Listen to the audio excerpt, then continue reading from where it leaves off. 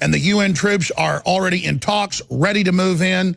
That's INFOWARS.com, Paul Joseph Watson. It's a real headline. It's happening. And then I have all the articles where we warned you. Obama administration and UN announced global police force to fight extremism in the U.S.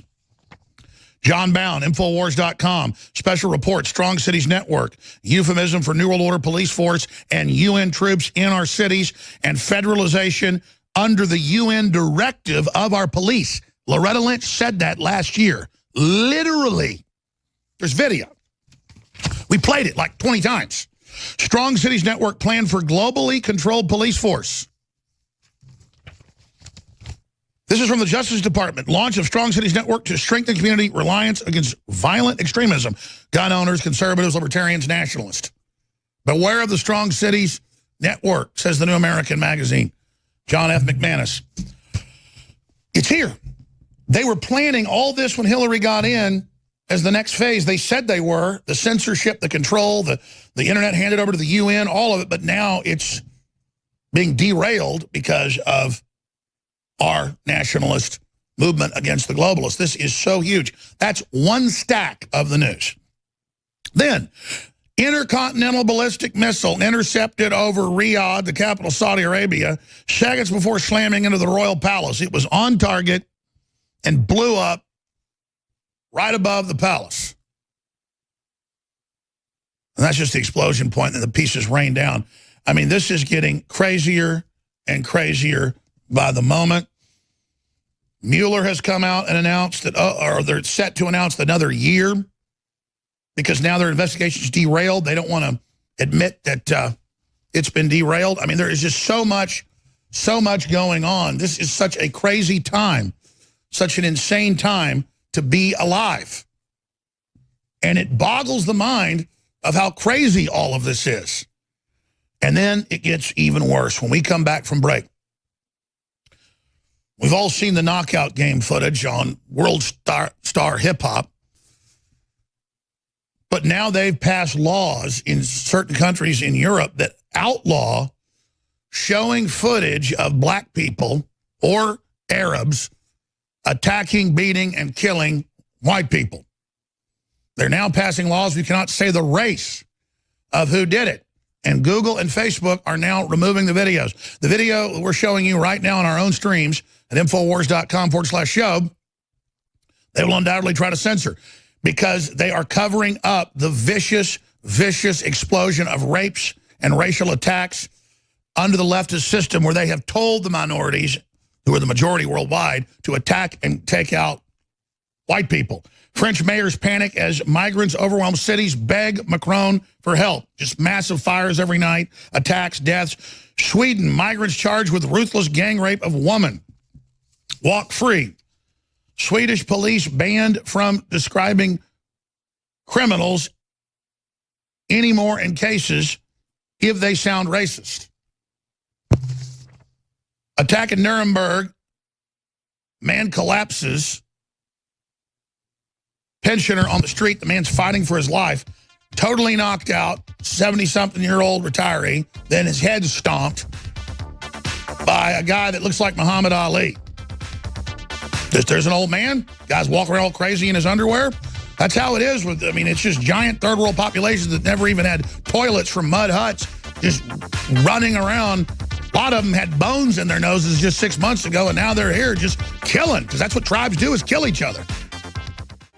An ICBM was fired today and detonated above the Royal Palace in Riyadh, Saudi Arabia.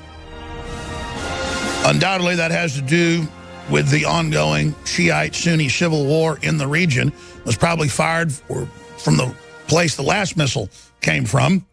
We're going to be getting to that incredible information. We're also going to be getting into this bombshell. They're actually doing it. They actually did it. The United Nations is working as we speak with Chicago Democrats to bring UN troops onto the streets of Chicago. We're going to get into that entire plan. Now Mueller's talking about extending his probe into the end of next year because they found nothing. McMaster, the National Security Advisor, is on chances of war with North Korea. All options are on the table as they now claim that North Korea launched a sophisticated ransomware attack on the West. The problem is, and I'm not defending North Korea, and they certainly do bad things. They're very brazen. The problem is we have the data dumps of Vault 7 and Vault 8 where the CIA documents show that they busily frame foreign countries and have the software to do it. So that has to be looked at.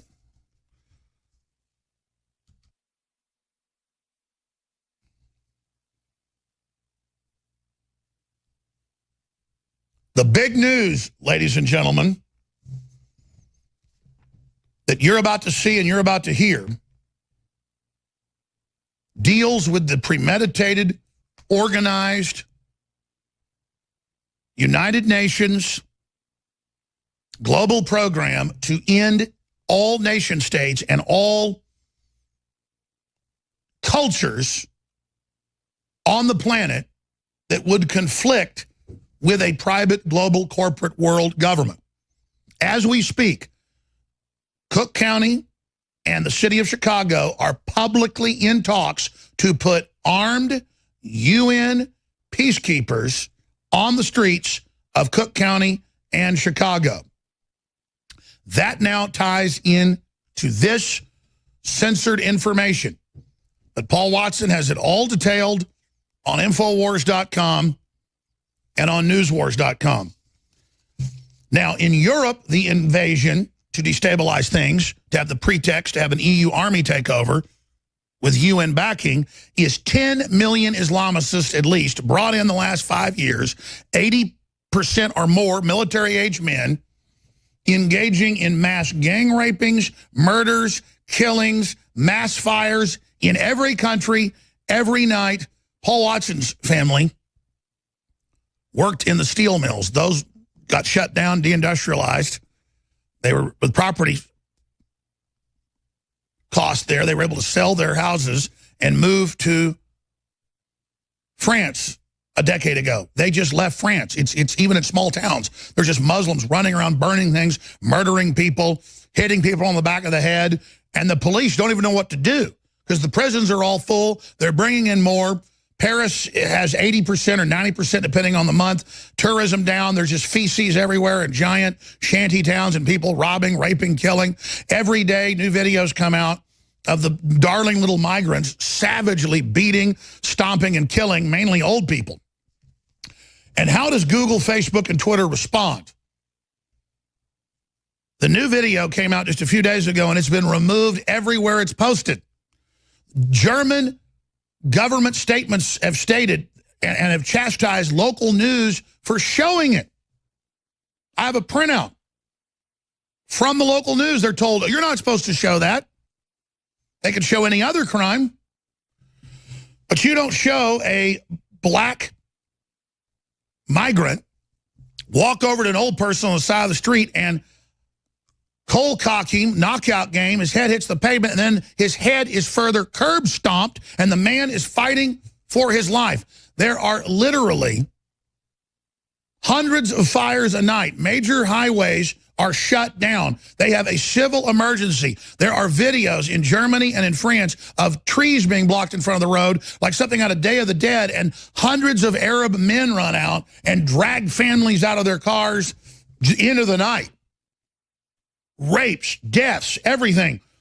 French mayors panic as migrants overwhelm cities, beg Macron for help. Zero Hedge is up on INFOWARS.com. Sweden, migrants charged with ruthless gang rape of woman walk free. That's right, I see these cases every day, just like in San Francisco. Oh, you shoot the woman in the back for no reason, she dies, she's white, we're going to let you go because this is part of an operation directed by liberal socialist white people who want a helter-skelter race war and who are trying to detonate it. This is today's news. Swedish police banned from describing criminals' race because they could be called racist. And again, Sweden's actually passing laws, so is Germany. And here's the article out of Focus. Attack in Nuremberg, collapses pensioner on the street. He's in critical condition, fighting for his life. And here is the video for TV viewers. I'll describe it for radio listeners. CCTV camera. But still, you're not even supposed to see any of this or know this or understand this. And again, we'll show the video from the beginning because I want to show the lead up. There's a man in his underwear, black man, African migrant. It would be called a UN invader. He walks over to the 70-plus-year-old German, cold cocks him because the man's back's turned to him, knocks him to the ground, and then decides to full power soccer kick him in the head and then stomp him in the curb at least 5 more times. And this was also caught on cell phone video. There's several of these. But the German media has been admonished not to show it because it shows the impossible. A black person attacking a white person. Even though on average, for every black person attacked by a white person, you have more than 10 times on the other side. Now it's even higher in the age of Obama, hyping incredible racism. Now, most black people aren't foaming at the mouth racist, but when the media hypes it up and people then think it's okay, it happens. A big example of this was the phenomenon of rolling queers, as it was called, in the 50s, 60s, 70s, and even 80s, where normal people that weren't criminals, who wouldn't go out and mug folks, didn't think of themselves as criminals, they'd say, well, we can go rob some gay guys because they're effeminate, at least on average, they thought, and it's okay because they deserve it. And you see it fictionalized in things like Boogie Nights and stuff like that. That went on. Well, it's the same thing. They've now taught black young people and Hispanics to a certain extent, but it's mainly statistically blacks that just go out and attack white people. Old lady on a bus, old man here, and again, they normally target someone they think is weak. Hippies, liberals, trendies. I played the local news a few weeks ago here in Austin, where the liberal walks out of the bar. 6 black guys come up and start beating the hell out of him, saying, screw Trump, F Trump. To the point you can't go in trendy areas of Austin now. You can't go in East Austin around the trendy areas. You can't go in those areas downtown because I'm not a wimp. I don't look like a small, easy guy to fight. And black guys walk up. Told the story a few years ago. I've gone back since. And they give me your money right now. They don't even have weapons. And you're like looking at them and say, man, I'm not going to give him my money. So that's what, and see, it's okay because I'm white, you see. I'm an effing white male. And the media said it was okay. So it's okay to rape women, gang rape if you're Muslim. It's okay. It's okay to knock old women in the back of the head if they're white, if they're white, if they're white. We'll be back. Stay with us. Ladies and gentlemen, it's official. The Democrats in Chicago and Cook County are in talks with the UN to bring in armed UN peacekeeping troops in violation of the sovereignty of this nation. Under the Strong Cities Initiative, Obama had planned, once Hillary got in place, to actually have every major police department federalized after national riots they were going to foment and have the local departments put under UN control. That is official. Special report, Strong Cities Network, euphemism for New World Order Police Force, John Bound, Infowars.com, 2015. Obama administration and UN announced global police force to fight extremism in the U.S. Breitbart. And then now, today, it is being announced by the UN and being announced by Cook County and by Chicago, the city that they are in talks to bring in armed United Nations. Just like they bring in 10 million Muslims, most of them military-age males. They start raping, killing, pillaging. That's what they do in their own countries. In those African areas, one tribe's always killing the tribe next door. That's how you fight for resources. These are not civilized countries, and they're bringing people from totally uncivilized areas beyond third world, where there is no world. Central Africans are being brought up through the slave trade and then turned into Muslims and then deployed into Europe by George Soros, who literally pays for it and has the Zodiac boats going back and forth doing it all day. Tourism's down massively. Everything's falling apart. French mayors panic as migrants overwhelm cities, beg Macron for help. It's all there, and it's all part of a plan. And if you show the fires, if you show the old people being beaten, if you show people pooping in the pool, if you show them raping women, YouTube, Facebook, and Twitter will take it down. Even if it's shot at 100 yards away and just shows the racial attack, they cannot let the people know it's happening. The media is there to cover up the truth. It's there to victimize the population. It's there to ensure that the globalist takeover is complete. And then when everything falls apart like Chicago or like Stockholm, Sweden, who's seen a 5,000% increase in crime in just the last few years, 90+% being the Islamic invaders, when that happens, they say, oh, we got an EU army that's going to take care of that. We got an EU Navy that's going to take care of that. Oh, we've got a UN force that's going to take care of that. That's the plan. And it's literally happening. I mean, I got to be honest. First, I thought they'd put troops on the streets in Chicago and take the guns, bring in the drugs, let it all fall apart. 90+% of the crime is black on black. And I'm sad that that's happening. But again, the media covers up all those statistics and says the effing white males are to blame. I guess we're to blame for the headhunters in New Guinea, in the Pacific Ocean. I guess we're to blame for the Aztecs cutting people's hearts out. I mean, no. Humans have all had bad periods, and humans have all come from primitive beginnings. There were one tribe killing other tribes in Germany 2,000 years ago. They were living in caves.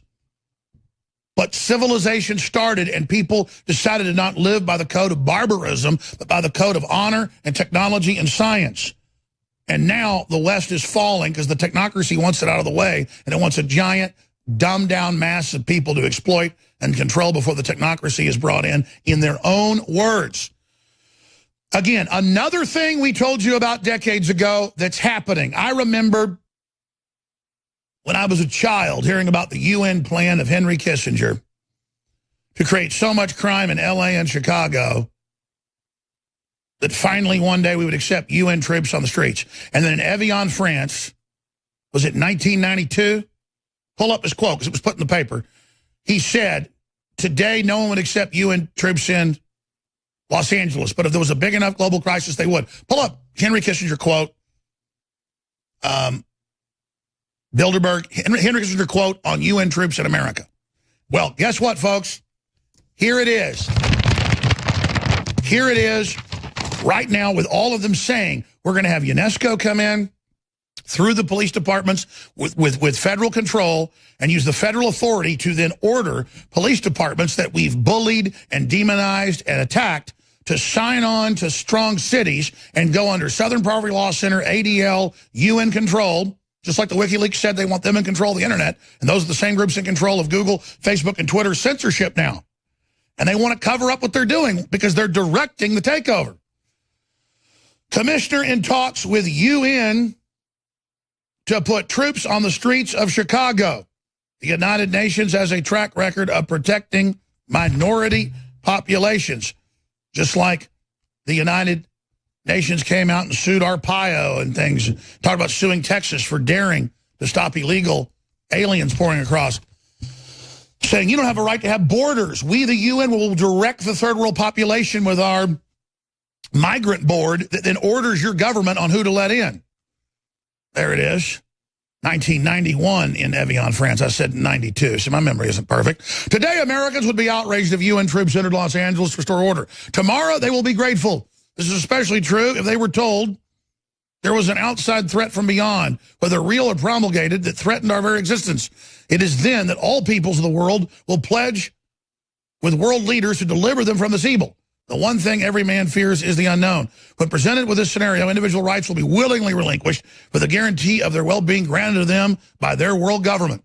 Henry Kissinger, in an address to Bilderberg meeting, Evian, France, May 21st, 1992. You could say, oh, well, we don't know if that paper that got that leak was right. Okay, well, here's 2017, December 19th. Cook County Commissioner Richard Boykin is in talks with United Nations officials who explore the possibility of putting UN troops on the streets of Chicago to address the city's horrendous gun violence problem. And the UN, of course, has their Unity Treaty to ban all small arms. Boykin, in citizens' hands, not, of course, they'll have it. They'll be the big mothership. They'll be the big central control. Boykin, the peacekeepers, flew to New York last week to meet with UN Assistant Secretary General of the Peace Building Support, Oscar Fernandez Trananco, to discuss the issue. The United Nations has a track record of protecting minority populations. Boykin said before the meeting there was tribal warfare between the Tutsis and the Hutus in Africa, and they deployed peacekeeping troops to help save those populations and reduce bloodshed. Actually, the UN's now been caught and admittedly ran the mass murder of 800,000 people at least. The Clintons oversaw it. That's mainstream news. We have to do something. Black people in Chicago make up 30% of the population, but 80% of those who are killed by gun violence. Isn't that interesting that it was the UN that went in and killed the Christian minority, took their property using the animist group to do it, that was 85% of the population, and then admittedly helped them get all rounded up and then slaughtered, and then, oh, we need the UN to come in because they love black people. Mayor Rahm Emanuel did not directly address any potential role for the United Nations Chicago when asked by reporters. The idea of deploying UN peacekeepers on U.S. soil is likely to rile many on the right who have warned about international forces conducting gun confiscation operations domestically for decades, which they're saying this would be. The peacekeepers would do gun sweeps. Earlier this year, President Trump suggested deploying the National Guard in troubled areas of Chicago. His idea was fiercely opposed by Democrats. There you go. They're in talks to bring in UN troops. INFOWARS.com. That'll just be the icebreaker, the precedent setter. Ladies and gentlemen, Alex Jones here with emergency breaking news. Democrat officials in Chicago have called for UN peacekeepers on the streets for years. They refused to have National Guard sent in by the president. Now, Cook County officials and others are in talks with the UN to bring in peacekeepers for gun sweeps in Chicago. That's mainstream news. It's linked up on INFOWARS.com.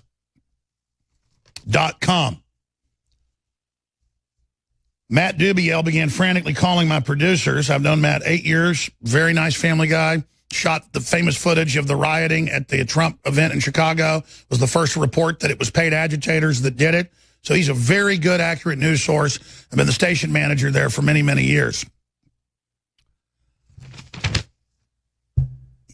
He called up panicked, and I have his email. We're getting him on here in a minute. We're dialing him right now. He said, as Alex started speaking, because he was at the station, he was driving around, about Chicago, air feed cut on AM, FM, but no break in your feed. He goes in, he checks, satellite, we're on it, but not on the station. The UN vehicles are already here. I saw them transported by train and on rail. Okay. Now, that's Matt's email to us. We just got him. Now, you're asking, how does that happen? I was working at 98.9 KJFK in 1996 when they put in the EAS new systems for emergency alerts that are computerized and can now have keyword and cut off your feed and then force their feed on or kill it. And you've all heard about these emergency break-ins where it says martial law on the TV scrolling and all that kind of stuff. They go, oh, it's just a drill. And now the forced alerts on your phones and forced alerts on your TVs. And now televisions turn on now and do forced alerts. This is all part of this emergency alert, COG, nuclear war type scenario thing. But it can be used for martial law. And Deep State could use it like an Operation Valkyrie to try to take over all local government. And I remembered when I read Matt's email just 4 minutes ago during the break, that I remember there's always old footage of UN vehicles getting refurbished and sold to third world countries that the U.S. had paid for. And I'm like, no, that's not a UN invasion. But I remember last year and this year, footage going into Chicago of the big trains with the brand new armored vehicles and weapons. I mean, that's one of them, but no, that's U.S. equipment that actually are white and say UN on them. And we had the guest on who got the drone footage of all the UN vehicles painted up and things. And the word was they were going to U.S. cities. Remember that? That was about a year and a half ago, too. So all this started clicking. But here's the deal. This is them calling for UN troops for gun confiscation. It's on INFOWARS.com. So then Matt, who's a Family Guy reporter, great source, he says he saw them come into Chicago. It is just crazy. But bigger than that, the feed, he's getting the satellite, but it all goes through your board, everything, but at the tower, whether it's at your building or whether it's at your translator, you have to have these boxes that are very expensive that come to you from the FCC, but it's really Homeland Security, and it's a big computer. And Matt Dubiel, let's go to you right now, WCKG 1530. You're on phone with us, not your normal Skype when you co-host with us. Yeah, there's some of the footage of United Nations military vehicles in Maryland, armored vehicles, you name it. And the word is these were then cached in every major city. And they thought Hillary would be in, they just go ahead with this. But now Trump is in, but they're still going ahead. Wow. He tried to stabilize the city with National Guard. They said, no, thank you. We want you in. Matt Dubiel, this is beyond looking bad. This is absolutely horrible. And undoubtedly now they're testing us. I mean, Loretta Lynch said this was their plan to federalize police. And now it looks like they're going ahead with it, bringing the UN. Matt Dubiel, again, station manager for our FM and AM for what, 8 years in Chicago. What have you witnessed and what happened to the feed? Are we still off in Chicago right now? Alex, I mean, people are going to think I'm nuts. I don't even care because I know what's happening, and I know how this stuff works when it's supposed to work properly. The moment you spoke about Chicago, because it's my station, so I'm monitoring it. The moment you started talking about Chicago, I perked up and I went, oh, great, this is awesome. We were, he's talking about our hometown. We're on here. This is great. It's not just national stuff.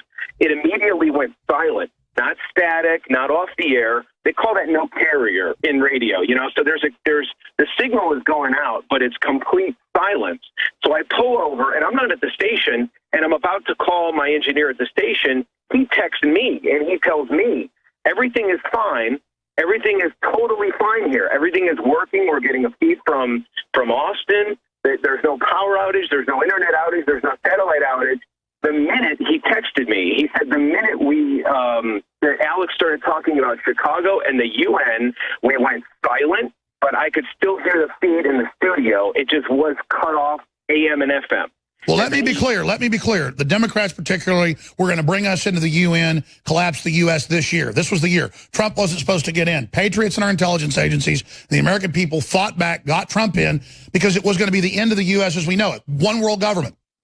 And they have keywords in the EAS systems on cable, on broadcast TV, on all now under net neutrality under Obama. They were putting in these control systems into all the internet switching hubs, even down to companies that have as little as 100 customers.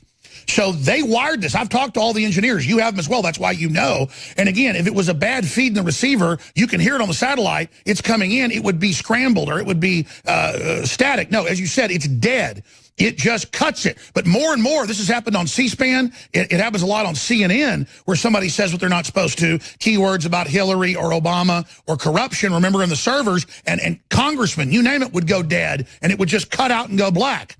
And so that's what they've got, is pre-programmed, just like Shazam is 10 years old. You can hold it up with your phone, listen to the music at the mall. In 10 seconds, it knows what music it's hearing. Same thing. Now the computers, Facebook admits they scan the videos live time of this show.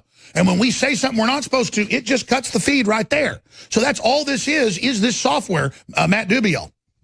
Well, and here's why, to me, it's even more important, because, if this were stations are going to have to take out the EAS systems because we're going under martial law. They take Trump out, and so it's a captured government, so you can still transmit, or they'll take over your feeds. I'm just telling folks. Again, we have a good FCC at the top with IG-Pi, but the programs, the AI is already in everything. Go ahead. And they update it, like firmware. So every so often you get the firmware update to the EAS system. And when that happens, you notice. So this was a big deal to me today because you're specifically talking about the commissioner in Cook County, which is the big county in Chicago. There's a bunch of suburban counties, but Cook County is the county that is Chicago's in. It's where the airports are. It's where all the gunshot deaths are. And this commissioner in Chicago is calling for the UN to come into Chicago. And as you're talking about this, I'm thinking to myself, oh, I got to call Alex because, and I kind of hinted at this yesterday, but I didn't want to get into it. Now I'm just going to have to. I saw, this happened in August, okay? And I just called my wife to find out the exact date because it's on the calendar.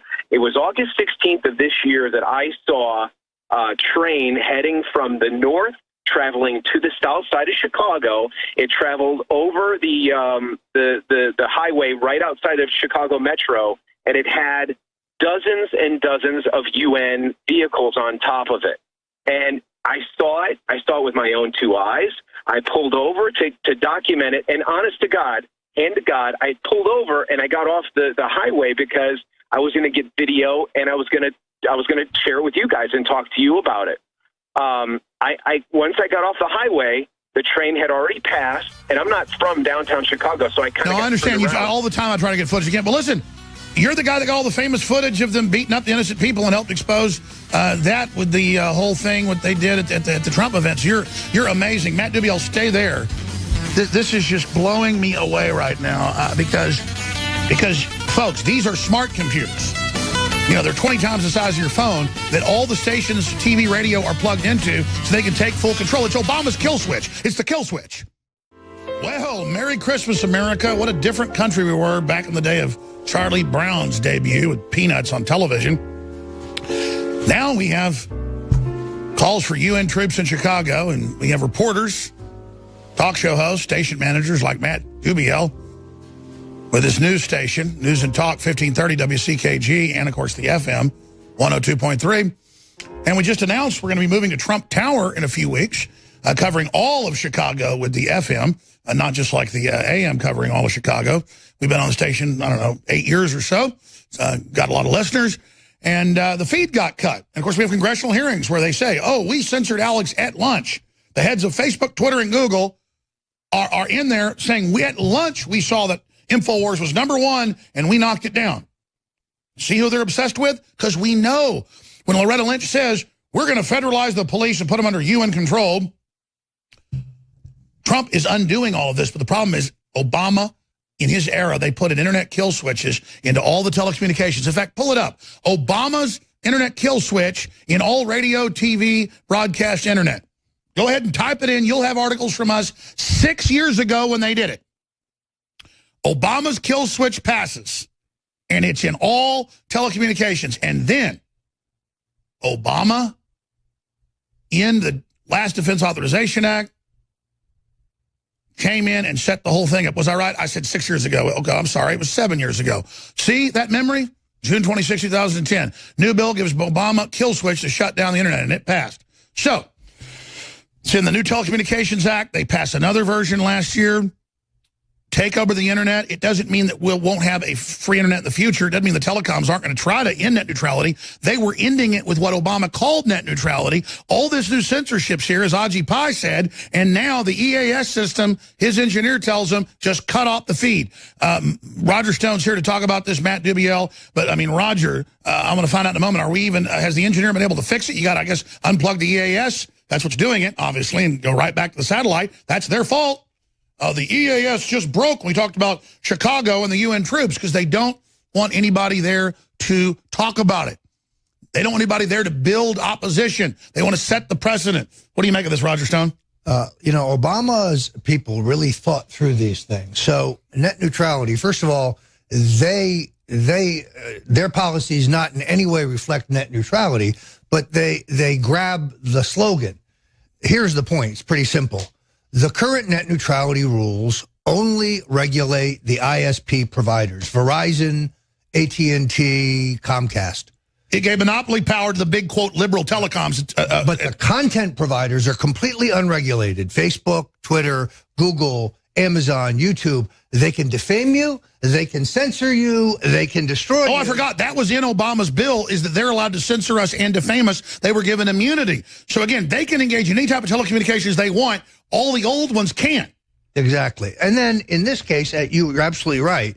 The follow-through in the final defense appropriation around Christmas of the last year of Obama's presidency sets up a national censorship board and appropriates the funds to have all these left-wing groups go out and be the arbiters of what's fake news. With George Soros, ADL and Southern Poverty Law Center, admittedly, Google announced this publicly, running it and censoring us in live time. So going back to Matt Dubiel, very well broken down, Roger.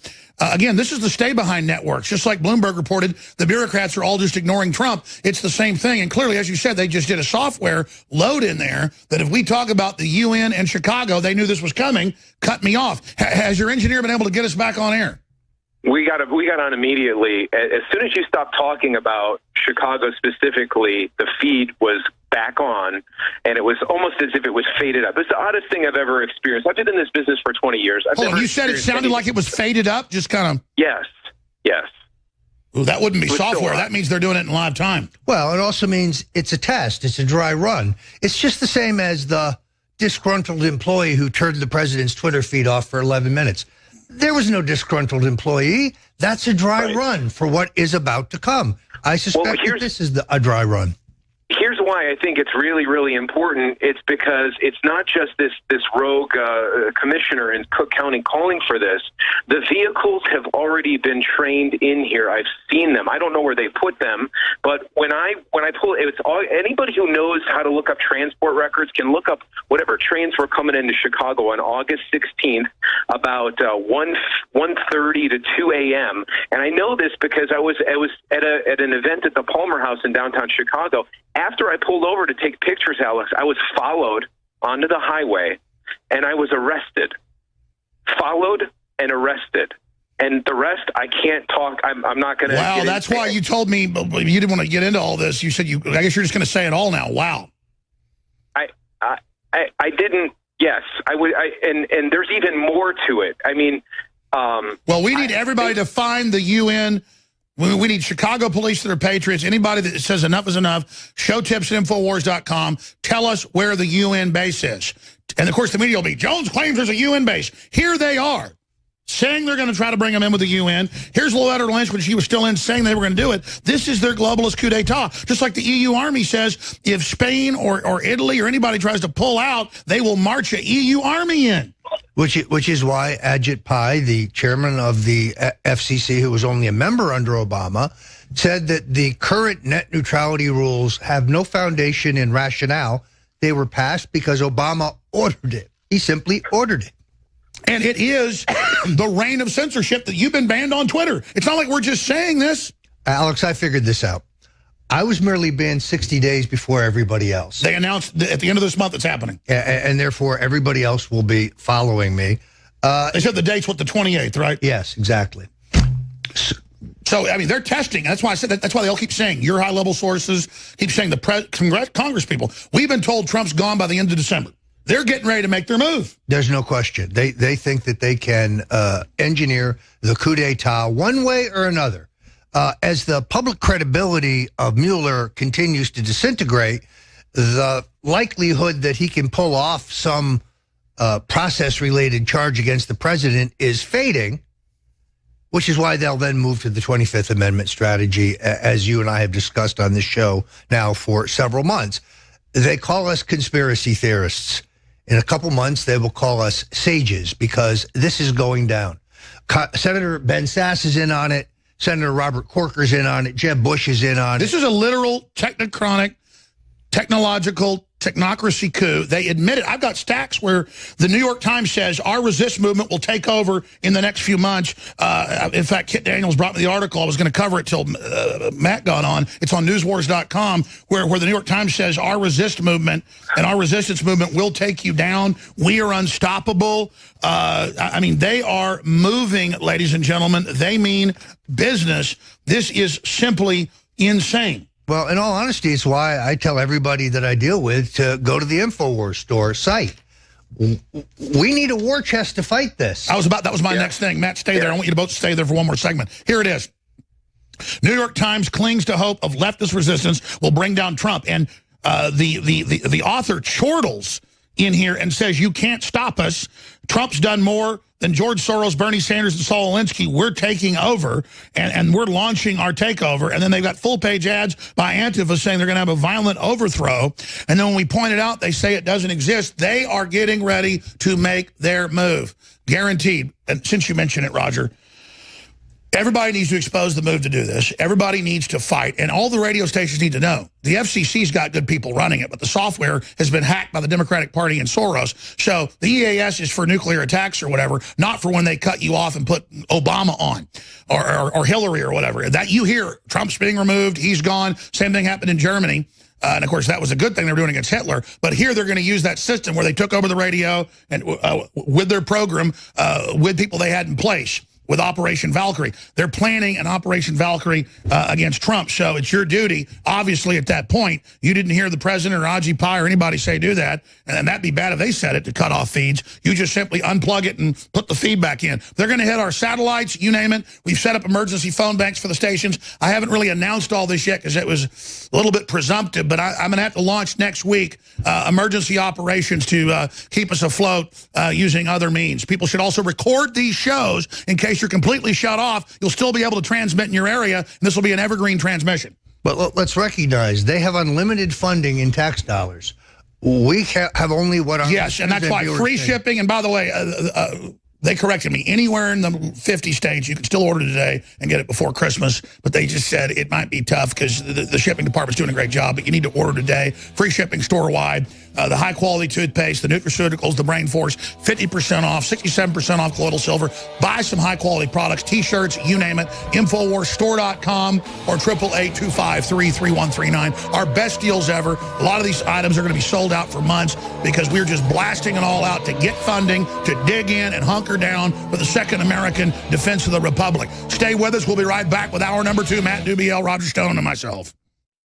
And Roger Stone riding shotgun. You know, I really should get hysterical about this because Matt Dubiel had to go. He's got an emergency at the station. 1530. We've been on it for 8 years. He broke big news at the riots where the Democrats came to attack the Trump rally, shot the footage outside of the cops being attacked. Reported it all, told us that he was told by locals that they'd been paid to come and pose as Bernie Sanders supporters. That later came out in the WikiLeaks. He's a great source and got arrested videotaping the UN vehicles coming in August. That's why I remember the exact time. Everything pulled down into it at 1:30 at night, driving home from an event, and got arrested. He just had to go, and I've never seen him freaked out in the year. Family man, got a bunch of kids like I do. I know his wife. And you were pointing out, talk radio is the thorn in the globalist side because when they have a takeover, they've got to have one message. They can't have a bunch of other messages. No, and they tried desperately to develop progressive talk radio, and it just never took off. You can't name a truly influential progressive talk radio host where it's been a lifeblood for the liberty movement. That's why they have to shut it down. And you see the open censorship against us. Openly calling to shut us down, openly calling to shut off the president's Twitter, and they did that test, and then CNN says, oh, he's a hero for doing it. Roger, I think clearly they're planning to make their move in December, but now Mueller's moved it back a year or is talking about it. Is that a foil to make Trump feel confident? Or what I think is happening here is that Mueller is so under siege, the credibility of his investigation is listing, at the seams. And therefore, they're counting on the Democrats winning the House in 2018. Mueller produces his report. They relaunch it then. Right. He doesn't produce an indictment. He produces a report finding that the president obstructed justice or perjured himself. And then it's used as the rationale for an impeachment. And I think we forget what happened the year before when his whole thing was blown wide open with all the people openly working together to lie about Russia. So, and now remember, he only would be indicted by a majority vote of the House. The president would have to be convicted in the Senate, but the Senate is razor thin.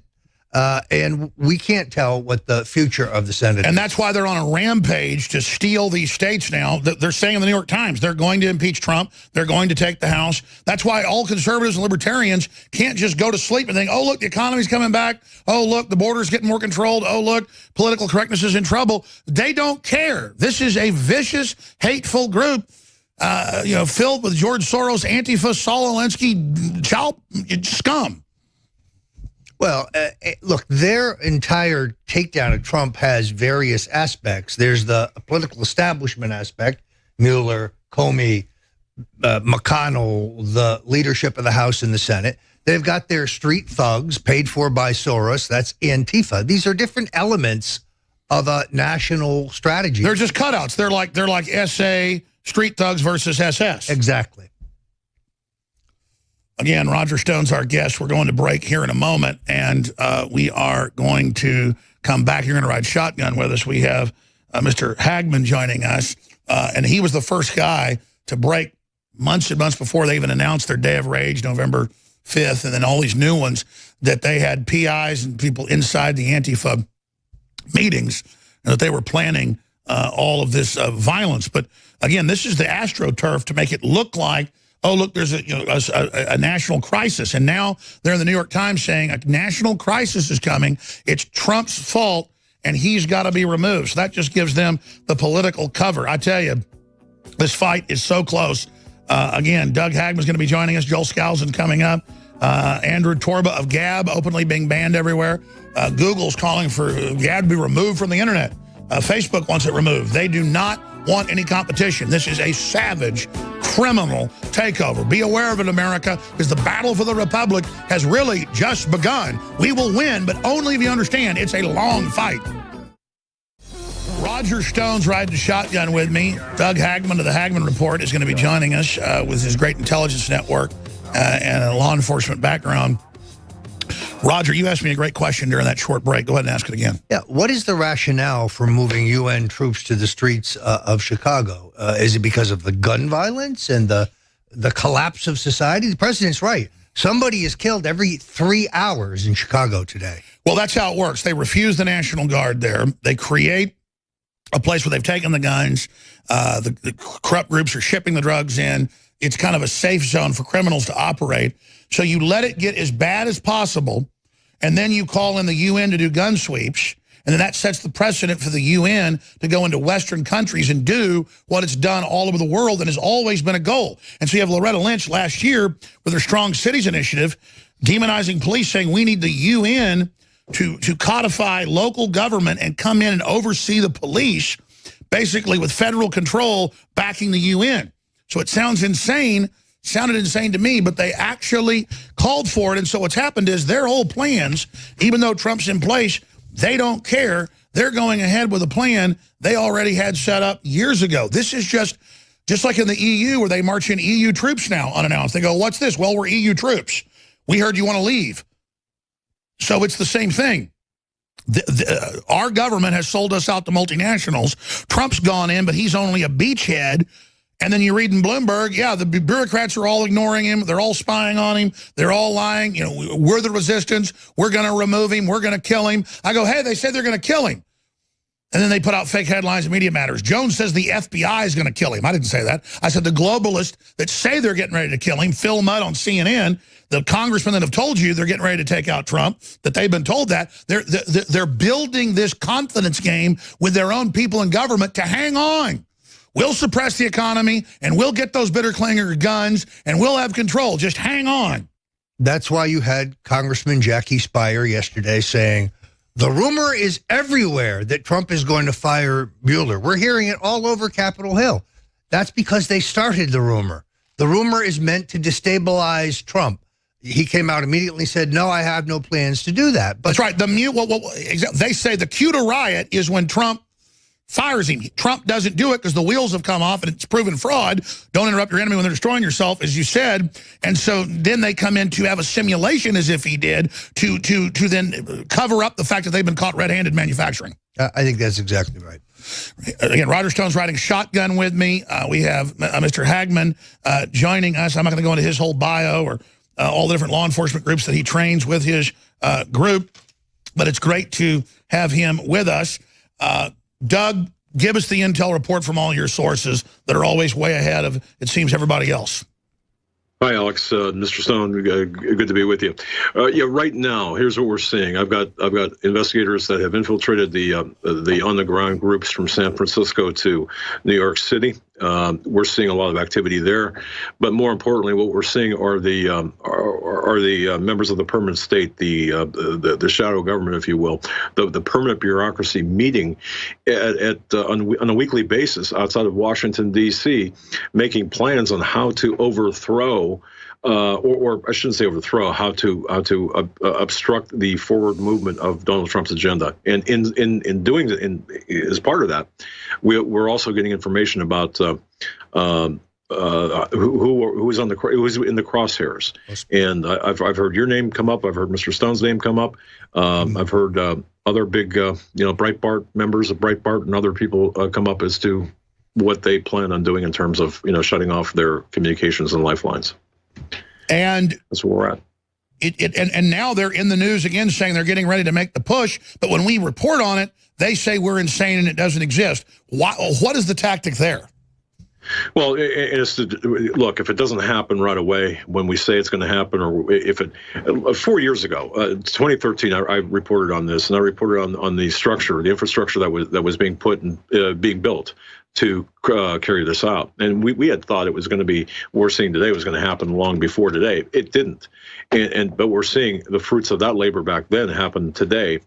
And it's just if you can't, in today's world, if you can't see it, if it doesn't happen right away, if you say it's going to happen and a month or a week goes by and nothing happens, well, then you're a liar, or you're it's all hype, it's all hyperbole. Exactly. Well, it's a classic thing. It's a military tactic from World War I, where they would through bullhorns say we're not attacking. We're not assaulting. As they were bayoneting people, they found with at least enough people, it creates hesitation so people don't go into battle mode, so we don't get ready. They just say nothing's happening while they announce to their own people, we're going to take over, we're going to kill, we're going to burn, we're going to slaughter, we're going to get everybody, we're going to lock up all the conservatives, we're going to, but then, oh, we're not doing that, you're crazy. Yeah, exactly. And I think what we need to be, at least in my view, and based on all of the information I've gotten from my investigative staff and the volunteers who were out there in the meetings or watching the meetings, is this. We have to be prepared, I think, for anything to go, I hate to use this phrase, but for things to go live, I suppose. But that's the only way I know how to describe it.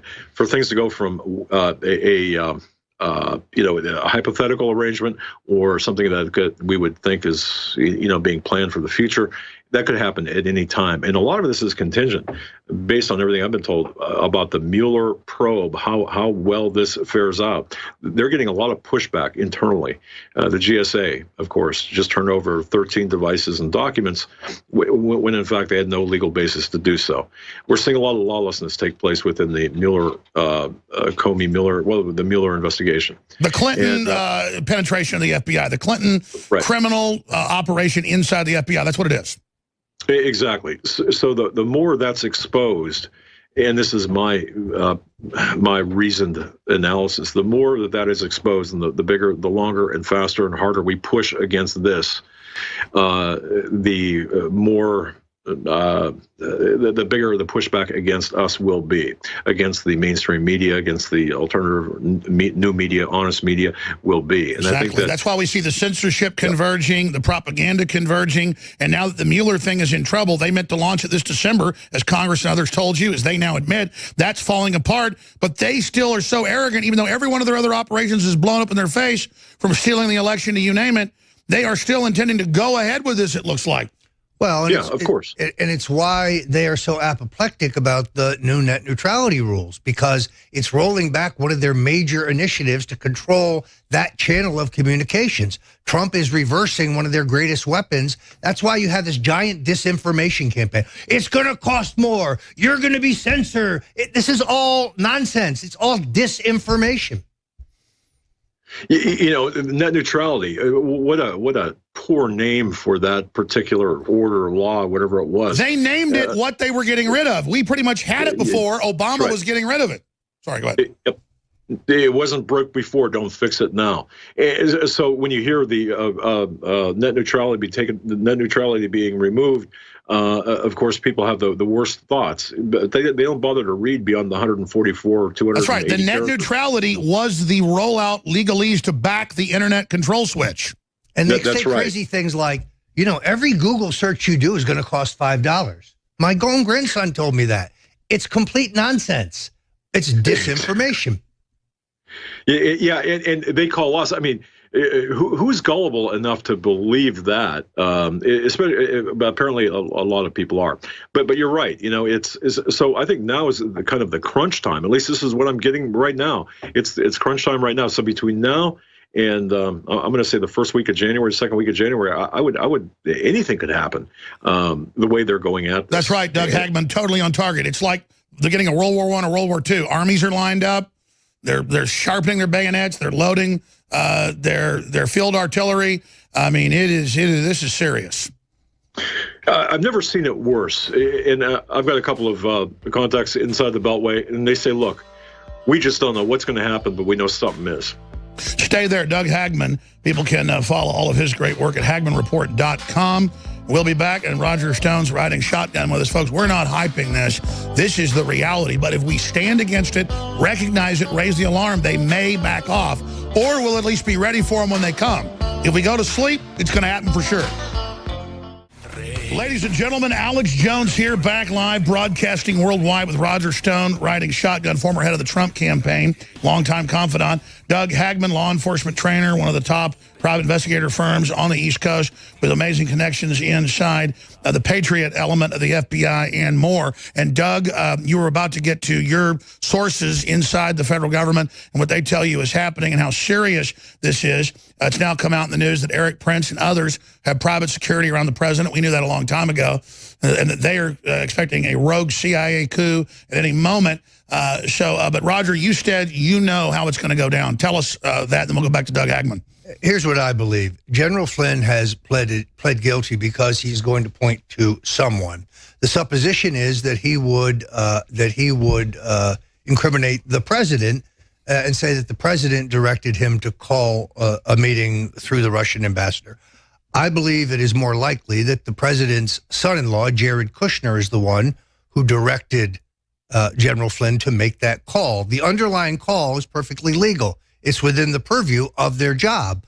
But remember, Kushner has been under hours of interrogation by the FBI, by the House committee, by the Senate committee. And one contradiction, one half-forgotten thing is the process crime of lying to the FBI. So, and I think that people know that Donald Trump is not going to let Ivanka's husband go to prison on some trumped-up process crime. So he is likely to pardon him.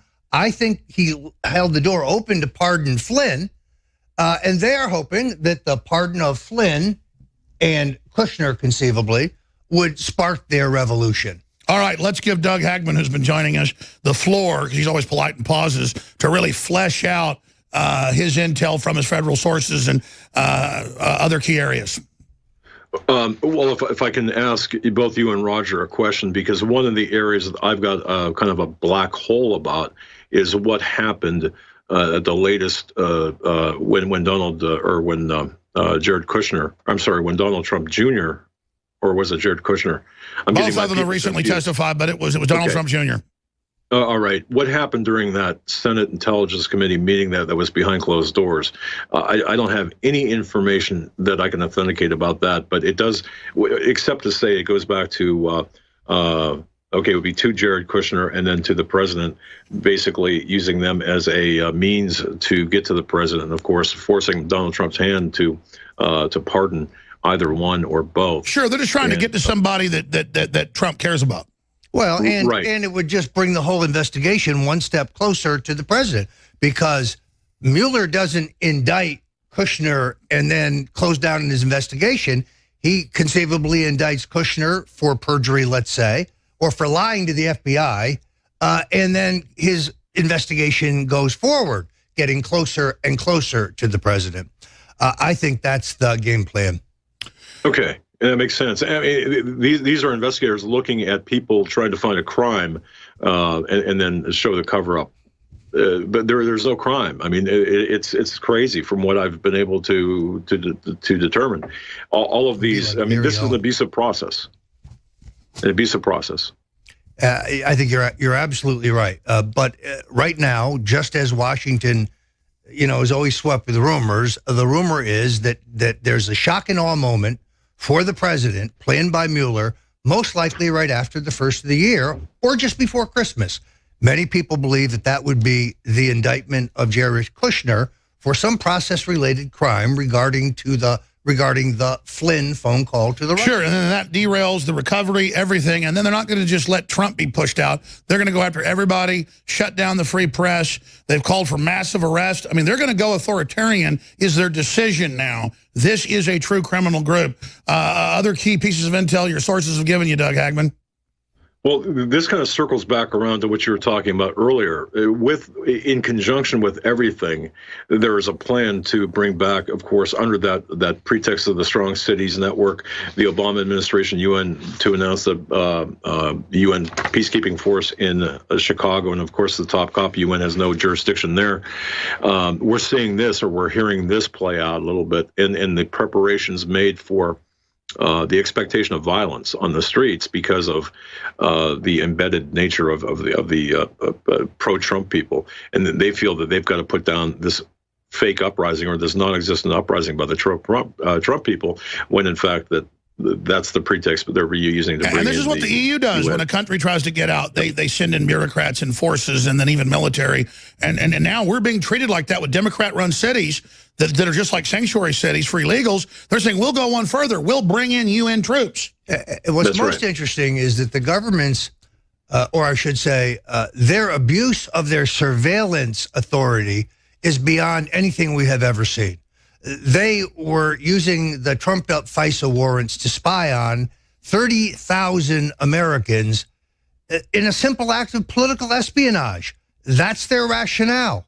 And this includes the spying on Trump Tower, the spying on Paul Manafort, on most likely... It shows they're going completely for broke. They're lawless. Again, Doug, getting back to what you said briefly before the break, but you got cut off. You were saying that your sources inside federal law enforcement basically have never seen anything like it. And they were saying this is maximum danger. You were saying they agree that there's an attempt to really take over here. Yes, I think this kind of goes exactly to what Roger Stone had said, that there's this Christmas present awaiting Donald Trump, or this present awaiting Donald Trump. And I think when they spring that, I mean, that's what everyone is kind of holding their breath about. There's a lot of water cooler talk by the patriots in Washington and inside the Beltway about something taking place that's going to rock the foundations of this nation, and it's really an us versus them mentality. Now, that's not necessarily among the general rank and file of the FBI or even within the Department of Justice, among the, scattered about the special or the resident offices of the FBI or the U.S. attorneys. This is inside the bureaucratic areas of Washington, D.C. So this is what I'm hearing, and I'm hearing that they are preparing for some sort of event to take place. When I say event, it could be a series of events. It could be tied to the Mueller investigation. I'm not sure, because no one really, I think, really has got a good handle. Well, don't they understand they're not going to hit everybody flat-footed if they try some hot coup, and that it's going to be spectacular? I don't think they care. They don't care. Seriously, at this point, they feel that they're so far back behind the eight ball with the Donald Trump presidency. Again, this is what I'm hearing. These are not my words. They just feel that they've lost enough time and they're getting enough hassle where they've got to do something now. They feel the need to do something right now, if that makes sense. Just absolute cornered rats. It makes total sense. Something you just said, it makes perfect sense. Look at it in context. The Christmas present they have for Trump, he's expecting a letter exonerating him, and what he'll get instead, it potentially is the bogus indictment of a member of his own family. Yeah, on inchoate crimes. And it's going to be that betrayal. Yep. They think he's going to blow up and get mad, fire Mueller, when the answer is let that crook and all of them sink when they actually try to sell all these lies, right as America turns against him. Doug Hagman, thank you so much. Roger Stone, thank you so much. We've got Joel Skousen coming up. Ladies and gentlemen, we're taking back this republic, attempting to get a real beachhead and to at least return our sovereignty back to our country. powerful, entitled, embedded, evil forces are attacking on every front just against the idea of humanity awakening and the idea that basic things like Christmas are good or Jesus Christ is good or the family's good. These seem like basic fundamental things Trump is doing, but it makes them so angry because they are simple, but they're true and they're beautiful and they're timeless. And that's why they want to take them down, because they've got to replace it all with ugliness, because that's what their system offers. We're going to go to Joel Skousen, patriot, Marine Corps fighter bomber pilot, best-selling author, researcher, secure home expert, you name it. And, of course, Cleon Skousen, his uncle, and his whole family, a bunch of great patriots. WorldAffairsBrief.com, he's the editor-in-chief of that. We're going to get his take on this, on North Korea, on a bunch of issues here in a moment. Of course, the UN creeping towards, when I'm going to say the UN's taking over tomorrow, the media is going to say that's what we said. They're just telling us, oh, we're going to advise your police and we're going to come in and we're going to run your life. Well, now here it is, ladies and gentlemen. Commissioner in Chicago in talks with UN to put troops on the streets of Chicago. That was meant to happen under Hillary. We've got all the admissions by Loretta Lynch and others. So we're going to go to Joel Skousen here in just a moment. But first, ladies and gentlemen, first off, I want to thank you all for doing your Christmas shopping at InfoWarsStore.com. You've been doing it. It's allowing us to continue on at the level we are and hopefully expand in the face of tyranny next year. Without you, we're not here. And we've got super high-quality supplements, great Patriot apparel, the best water filtration systems, the highest quality storable foods, all of it, 50 to 67% off. Folks are like, usually you're 30% off. We found that we're able to sell so much more and make almost no profit, but when we sell so much, you win and we win, and the price goes down, but we make more money to expand the operations. That's why. You've been doing it when we do these sales, so we're just keep lowering the price. We can't lower it anymore, because a lot of these items you get auto ship, we lose money, because it really is 50% off. And we don't mark up supplements 5 times like the average person does. We mark them up 100 to 150%. So when you cut something 50%, you're not making much money. Like on Brain Force or new Alpha Power or the fluoride-free toothpaste that is fortified with colloidal silver and iodine. It's amazing. Brain Force, the natural nootropic, that is our bestseller with 6,000 plus reviews from Power Reviews with a 4.8 for a reason. We went out and said, what's the very best sellers out there in the country that are $80? Let's sell them for 40. Well, right now it's $19.95. So we can put the map, because Tim Fruscia came over and explained it to me yesterday. He said, Alex, the last day to get anywhere in the U.S.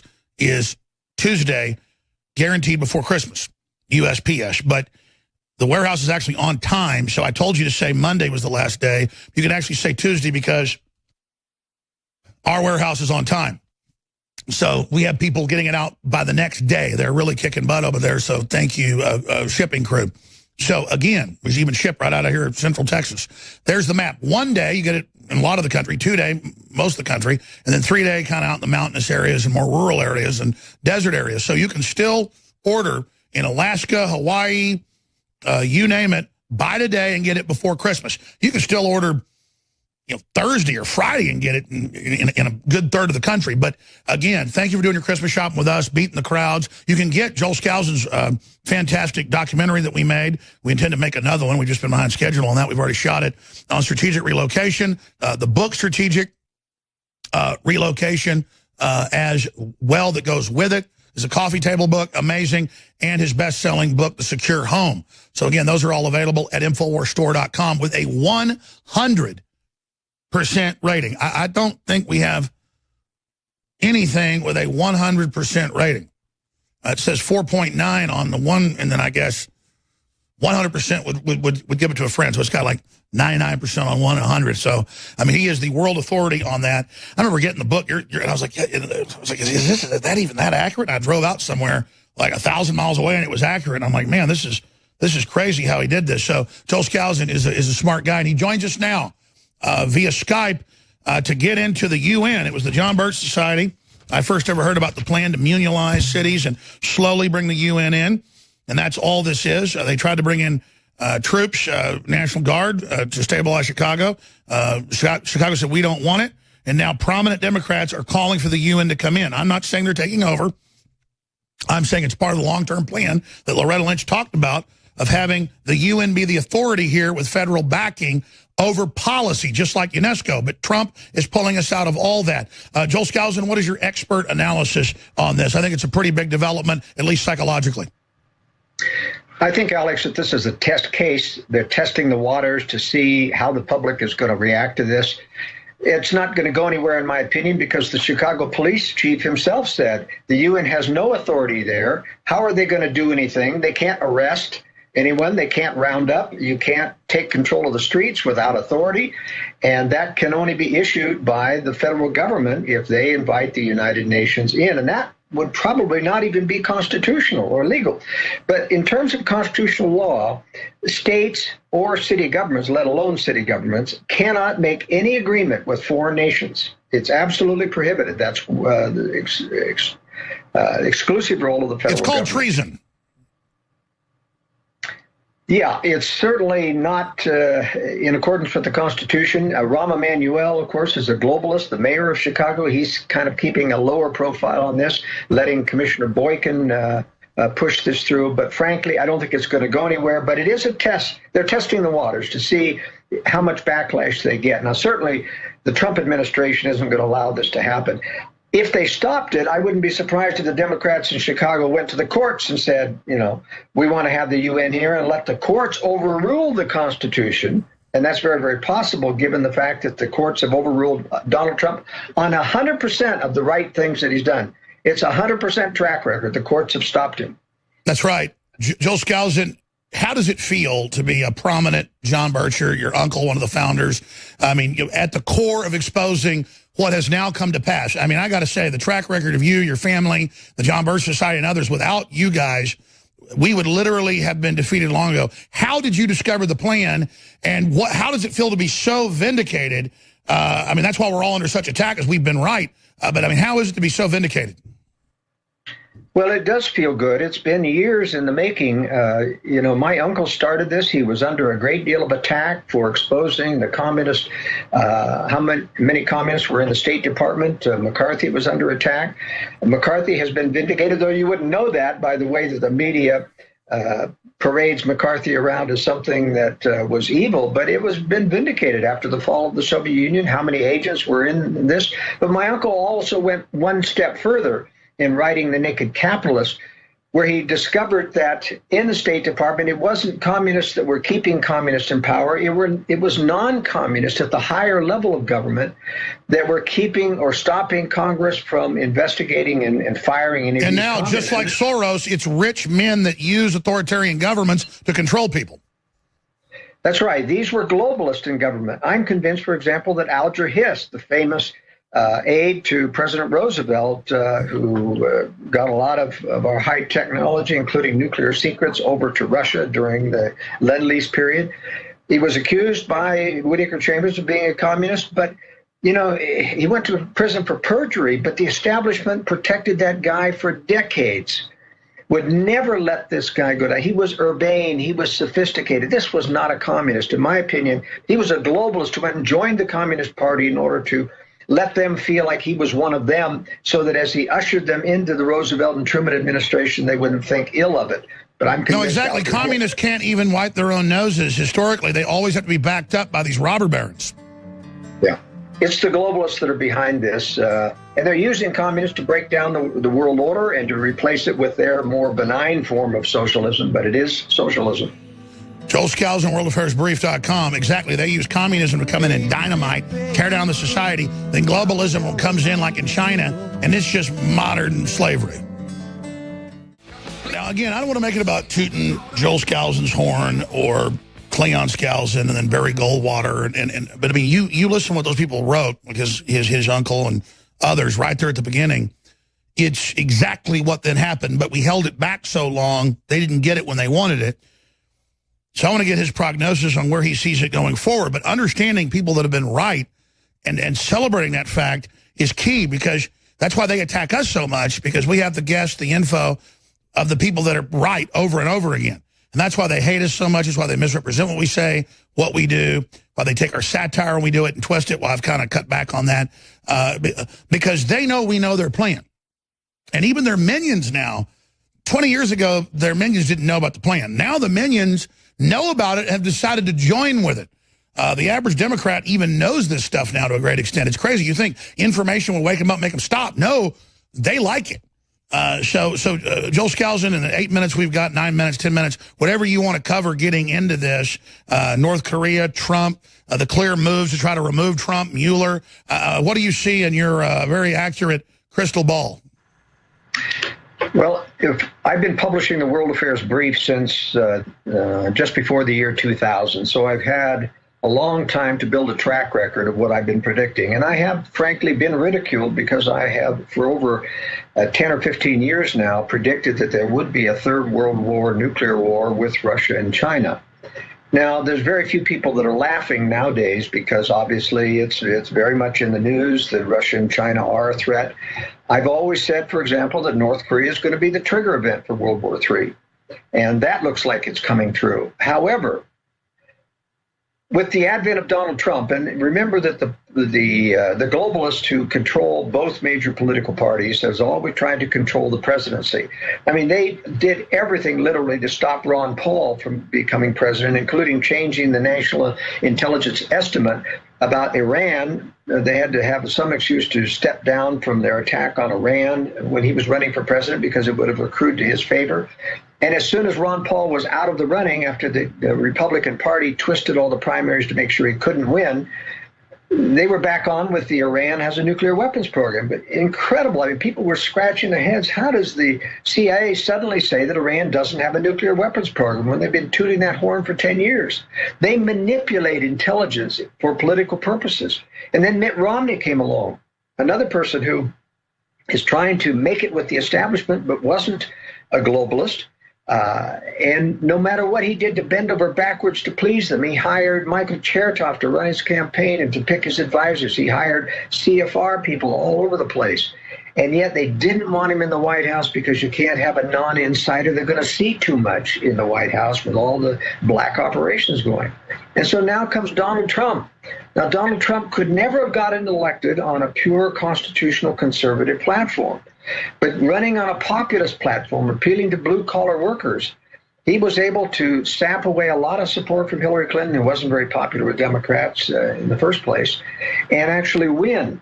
And that's why they've been trying to get him out of the White House. It's incredible how certain people continue to put out the information or disinformation that Donald Trump is an elitist, he's just playing us along, but I don't believe it. I mean, Donald Trump can't hardly follow a script anytime he speaks, let alone a complex, And we see real hatred from the globalists and real fear. Well, that's right. And that's why they've created this false intelligence about the Russian interference in the election. Putin said it all. He said, why would we try to interfere with the election? The globalists controlled the U.S. election, and it's going to be one of their candidates. And why even try? We don't have any influence. Of course, in this case, the globalists didn't win. They wanted Hillary Clinton, and Donald Trump came in, and that's why they've been trying to get rid of him, and they're going to continue to succeed. As I pointed out in this week's World Affairs Brief, they're either going to try one of four tactics. One is through impeachment, and that really isn't going anywhere, even obstruction of justice. That's one of the reasons, as you said, they're going to try to get him to induce him to fire Mueller so they can get him for obstruction of justice. They've tried to, in the Russian investigation, indict lesser people like Jared Kushner and, of course, Michael Flynn and the former campaign manager. But that's going nowhere. I mean, none of those things have anything to do with the Russian collusion. They're grasping at straws, and people see that. The other thing is the 25th Amendment. This is a very potent thing. If they can induce mood-altering drugs into his diet and get him to be unstable, they can use the 25th Amendment to say that he's not fit to serve as president. Now, he is on 12 Diet Cokes a day by his own admission, and that's very, very stupid with aspartame and other very nerve-damaging, things that are in Diet Coke. If anybody's listening to this and drinks diet drinks, they're really crazy. This is just stupid to do that. I've talked about the potential assassination. I don't think that's a last resort, because one of the problems with assassination, well, there's two basic ones. One, you create a great deal of conservative conspiracy believers because they always leave lots of trails. Sure, you make a martyr. And then secondly, you make a martyr out of it. And they can't afford to make Donald Trump a martyr. The movement, as you know, Alex, is much stronger than Donald Trump. The movement is powerful. It is an anti-government movement. It is an anti-establishment movement. It's not quite 50% of the electorate, but that's still very powerful when you consider what a small percentage of the people actually vote. I agree, but they hype killing him everywhere. I think to look strong in front of their own conspirators and their own minions and hope some random person does, because they sure are hyping it a lot. Yes. Now, let me go back to the overall geopolitical thing. They desperately need to get away from Trump because, I mean, he has slowed down their agenda, except in foreign policy. I mean, he's done the neocon will in Syria. He's bought into the chemical weapons by Assad, which is absolute stupidity. Yeah, he's a nationalist and a capitalist, but he still buys into their line when it comes to national security. And that's because his gut instincts are good, but he doesn't have the he doesn't have the experience or the background to counter these very high. When you say intelligence, you don't mean mental intelligence. He doesn't have the real intel. That's right. He doesn't have the real intel. He doesn't have the background. I mean, as a military person, I can see through all the holes of these military briefers who come up and tell him what's going on in Syria. He doesn't have the wherewithal to counter those, and so he gets taken down by that. Exactly. You were a Marine Corps officer in combat. I've got folks that worked in special operations, not just regular special forces. They all see right through it. They all know what's really going on in Syria, but they say, yeah, the president just isn't being given all the real intel. He doesn't know McMaster's keeping troops there and trying to form a new ISIS group. Yeah, and he basically doesn't have anybody in the White House now to advise him. There's nobody on our side who is countering the establishment briefings that he gets every day. Although I will say that I'll tell you, the establishment briefers are not allowed to talk about Russian interference and the like, and he just shuts them down. He just says, don't go there. I'm not buying that. So he is countering the things that he does have good information on.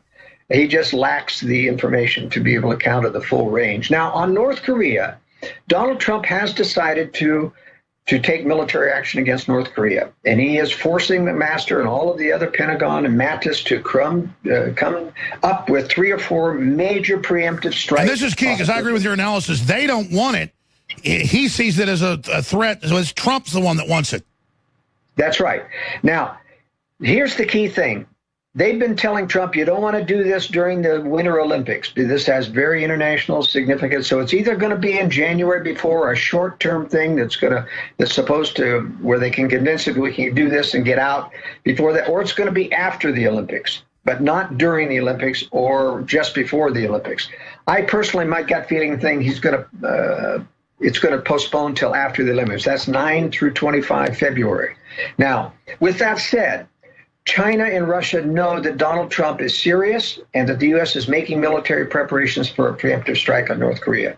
They are trying to do a blockade of North Korea in order to induce Kim to strike one of the naval vessels. This would then justify the strike on North Korea. They're looking for a Gulf of Tonkin event.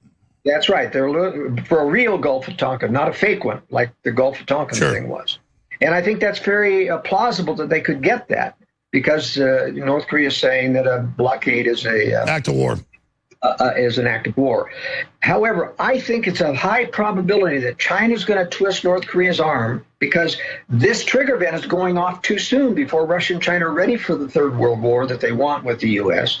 And so I think they're going to twist his arm and have him agree, since Tillerson is desperate for a diplomatic settlement here, to agree to something that will postpone this military engagement. I think there's maybe a 30 to 40% chance that Kim may agree. All right, stay right there. Do 5 more minutes with us. I know you've got great intel, and that's what the preparations are. And the military is being told is that strike's going to happen, but you can't just barely strike them. They're going to attack Seoul and other things, and I guess that's why we're hearing now that that they've got to, as you've heard from the top generals, they're going to have to nuke them and take out the whole DMZ. Which I don't like North Korea, but I don't want this to happen. We'll talk about it in 1 minute.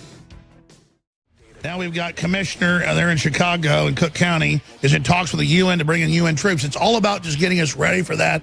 Further conditioning. Remember, we were crazy. That never happened. But that's always been their plans, what the UN does around the world. Joel Scalzo is with us another 5 minutes. He is the editor-in-chief at worldaffairsbrief.com. We've got massive U.S. troops building up at the biggest level we've ever seen since the armistice in July of 1953. We see the blockade, the big naval strike groups there, the carrier strike groups, and we saw Defense Secretary there, about a month and a half ago, touring it, and the South Korean defense head goes, you know, if you hit North Korea in front of cameras, it was for propaganda purposes, it was a warning to the North, if you hit the North missiles, you're going to have to take out the DMZ because they're going to attack Seoul. He goes, yes, we're ready for that. You can't take that out conventionally, except with nuclear weapons. I mean, the only way to knock it out, and I know I'm not a fighter pilot bomber like you from Vietnam, but I mean, I've studied the entire strategy there. You have to nuke all of that or use energy weapons, directed energy weapons, to fry the people in those bunkers with the artillery, or it just turns into a giant war. They all pour across. I mean, if you're going to do it, you've got to exterminate everybody on the DMZ, on the north side. I mean, that's, and I said that. You said, well, they're planning limited strike, but now we see them kind of getting everybody ready for that. And the president talking about fire and fury. Well, actually, I agree with you from a tactical military standpoint, Alex. You have to, I mean, you've got 15,000 artillery tubes aimed at Seoul and the military bases along the DMZ from the northern side, and that's a lot of firepower. Now, I mean, you're not going to destroy Seoul in 2 hours like some propagandists have said, but it's going to do some damage. And so the U.S. does have to do carpet bombing of that area. And I think there are some very large area weapons that can make it, unusable at that time for a short period of time. But you've got to defang the three legs of his military offensive, and you don't have to kill civilians to do that. You can neuter the DMZ with massive carpet bombings, and of course you could do it with tactical nuclear weapons as well. We have tactical artillery shells that can do that, although those were removed from Korea several years ago. We have tactical weapons that can be delivered by bombers. They can make it radioactive enough. We've got neutron weapons, which the U.S. says they didn't develop. We know that they did, which can neuter those. I doubt very much if they want to go nuclear, just because that would give Russia and China an excuse to start a nuclear. Well, that's what I'm saying. So won't the U.S. be up against, and its allies, a lot more if we just go conventional against those crazy communists? But we could go conventional, actually, with a lot of cruise missiles. It would take almost 500 cruise missiles to take out all of the air bases, the air assets, as well as the missile launch sites. But it's that artillery forces. You're not going to get the second level of artillery, which is the long-range artillery that's behind a range of mountains on the behind the DMZ. And they are embedded into tunnels. But you could, once you've eliminated air or control of the air there, that you could set up combat air patrols, and every time they come out, I mean, you can blast the tunnel entrances. We know where they are, with cruise missiles to make it so that they can't roll out of those tunnels. You can take down that artillery. It's not going to be easy, and they're going to get off some shots to Seoul. But I think if they do this right, they can neuter North Korea's military capacity within 3 days. Well, I meant to finish this segment, but I got to do 5 more with it, and I'll try to just shut up and let you talk. I want to ask you about how we get peace, how that could be done, and hopefully, but if a war happens, again, the time frame and what you expect the North to do. And again, they know Trump is serious. I hope Russia and China, if this happens, stand down, because as much as I like Trump and what he's doing against the globalists, I know they're even upset about what he wants to do in North Korea. It's almost like careful what you ask for. Then he's his own man and wants to take out North Korea. Wow, we'll talk about it straight ahead. All right, Joel Scalzon's leaving us here in just a few minutes. We have another guest joining us, the head of Gab, that Google, Facebook, Twitter are saying just ban a true open social network. I mean, it's incredible censorship. Joel Scalzon is the editor at worldaffairsbrief.com. Just great information. Just recapping other key points then about preparations for war, the timetable, and hopefully how can there be peace? Well, the only way that you're going to have peace with North Korea in the mix is to take out their military capacity. Trump is determined to do that. There was no doubt in his speech yesterday. He says, I'm going to handle the North Korean problem. Now, that said, all the globalist advisors around here are trying to stop this military strike. They know that Russia and China aren't ready. And so they basically want to defer this until the next decade when Russia and China are ready. In the middle to the early part of the decade is when their weapon systems will be coming online and they'll be able to really threaten the United States.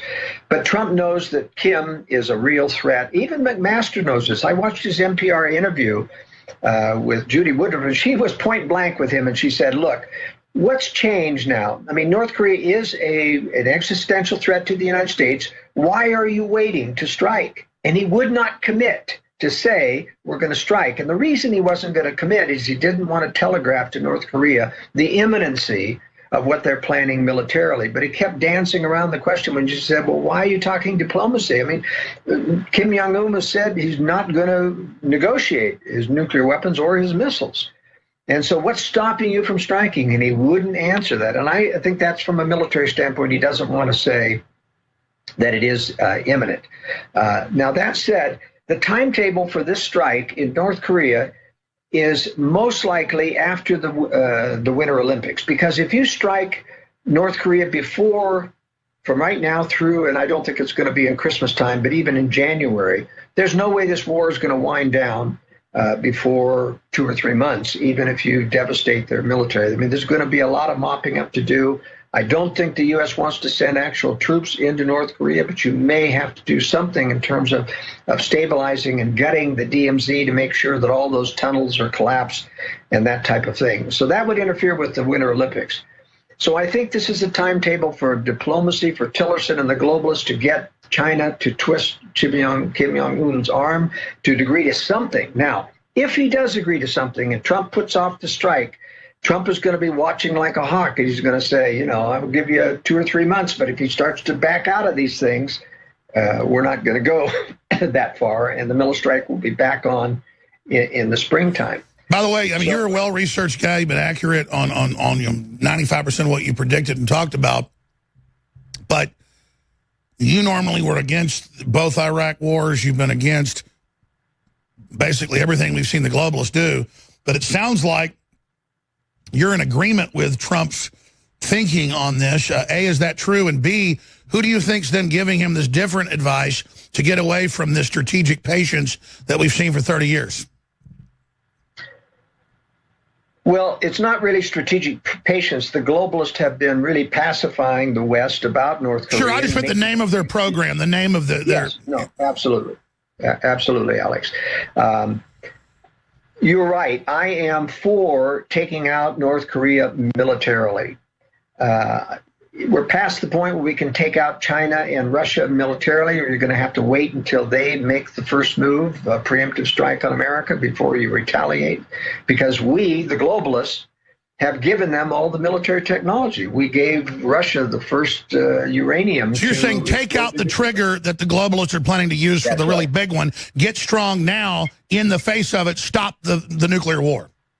That's right. And get your new missiles online and stop this rigmarole about de-arming and denuclearizing your military forces. We've taken our 3 Minuteman warheads off those missiles and replaced it with a single warhead. That's a 300% reduction in, or 3 times reduction in nuclear throw weight by our missiles.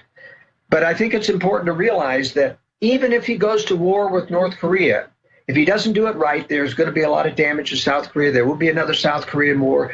But I'm predicting that Russia and China aren't ready yet to take it to a full nuclear war against the United States.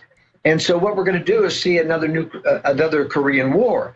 What I think the globalists will do if that happens is they'll try to stop Trump from actually winning the war. They'll try to go for another ceasefire like we had in 1953 so that you preserve this trigger to once again come off in the next decade when it's supposed to. That's what I think. In the meantime, could a targeted decapitation kill Kim Jong-un and then make a deal with the generals to phase out what they've done, like East Germany, West Germany? I don't think so. And the reason I don't is because Kim Jong-un is a puppet. China is controlling North Korea. The generals listen to China. They make sure, I mean, they have to play up to Kim Jong-un, but believe me, China runs North Korea, and they would install someone else because, remember, it's the perfect trigger event. You have some other nation start the war so that Russia and China don't have to do it and get the blame directly. Just like Trump's got the ships all going back and forth in front, I mean, that's got to send a message to China and everybody else. I mean, you see Putin's trying to say, hey, let's not have a war. Everybody stop. Everybody stop. I mean, you can really see the concern. That's right. They are concerned. So that's why I'm saying I wouldn't put it past Russia and China to twist North Korea's arm and say, make any kind of promise. You can break it later, but make a promise to make this military attack go away until the globalists who have assured us they want to get rid of Trump can make Trump go away. And that's a very real possibility. If that doesn't happen, if Trump doesn't buy into this phony diplomacy, then we're going to see military action before the spring is over. All right, worldaffairsbrief.org. Everybody should subscribe. Also, a lot of the articles are on the site for free. Really interesting information, and I appreciate you joining us, Joel Skousen. May I add one thing, Sure. Alex? Your listeners can get a free sample issue of the World Affairs Brief by emailing me at editor@worldaffairsbrief.com. This Friday, I'm going to be talking not only about this North Korea threat, but also the blockbuster revelations about the Bundy prosecution being charged by a whistleblower with extreme prejudice. The case is almost ready to be dismissed. Another victory for the American patriots. Amazing. Thank you. Well, I tell you, we should pray on this North Korea thing because it's so out of control. The globalists set North Korea up with China, and the whole thing is just unraveling. And you want a real president, you got one. It doesn't mean I even totally agree with this.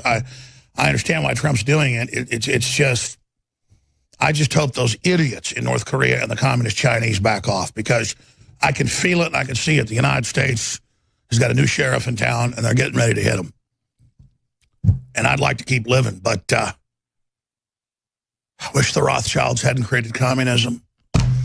Wish they hadn't overthrown Russia. I wish they hadn't done any of this.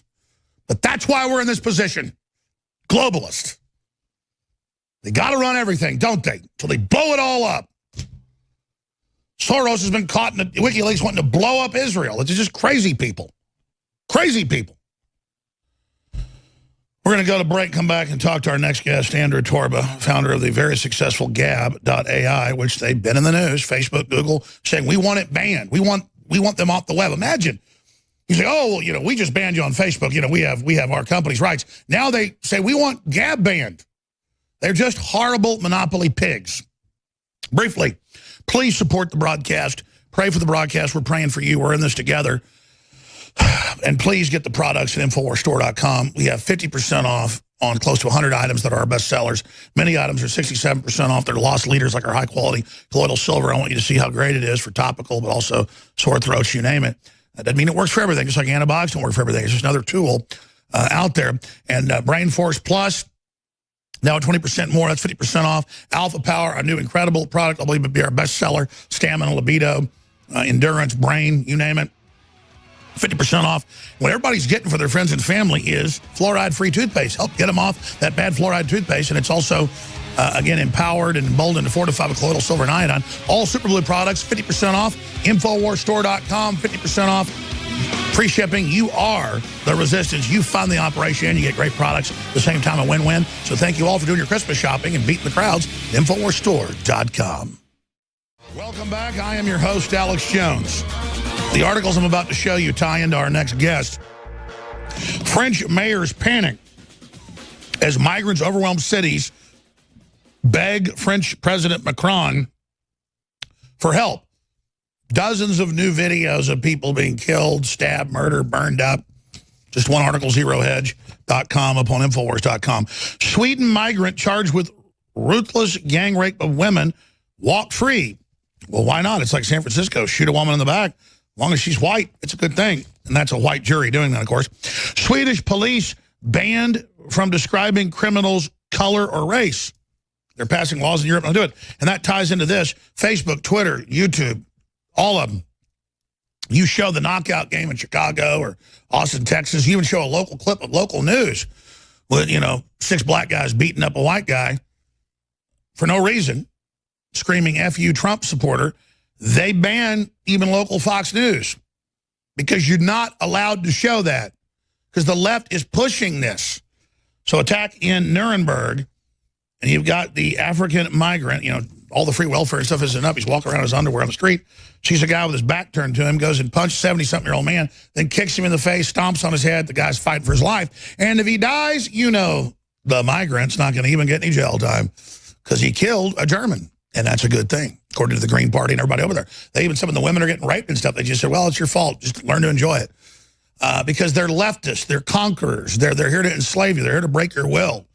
You have to understand, they know what they're doing. Andrew Torba is the CEO of Cocoon, and is a Republican and a Christian. Remember 2016, he was banned from being a contributor, and then it just goes on, from being a build-a-wall contributor. The creator of Gab.ai comes in the wake of a rash of censorships and unexplained account closures of people who post Republican libertarian thoughts in social networks, including Twitter and Facebook.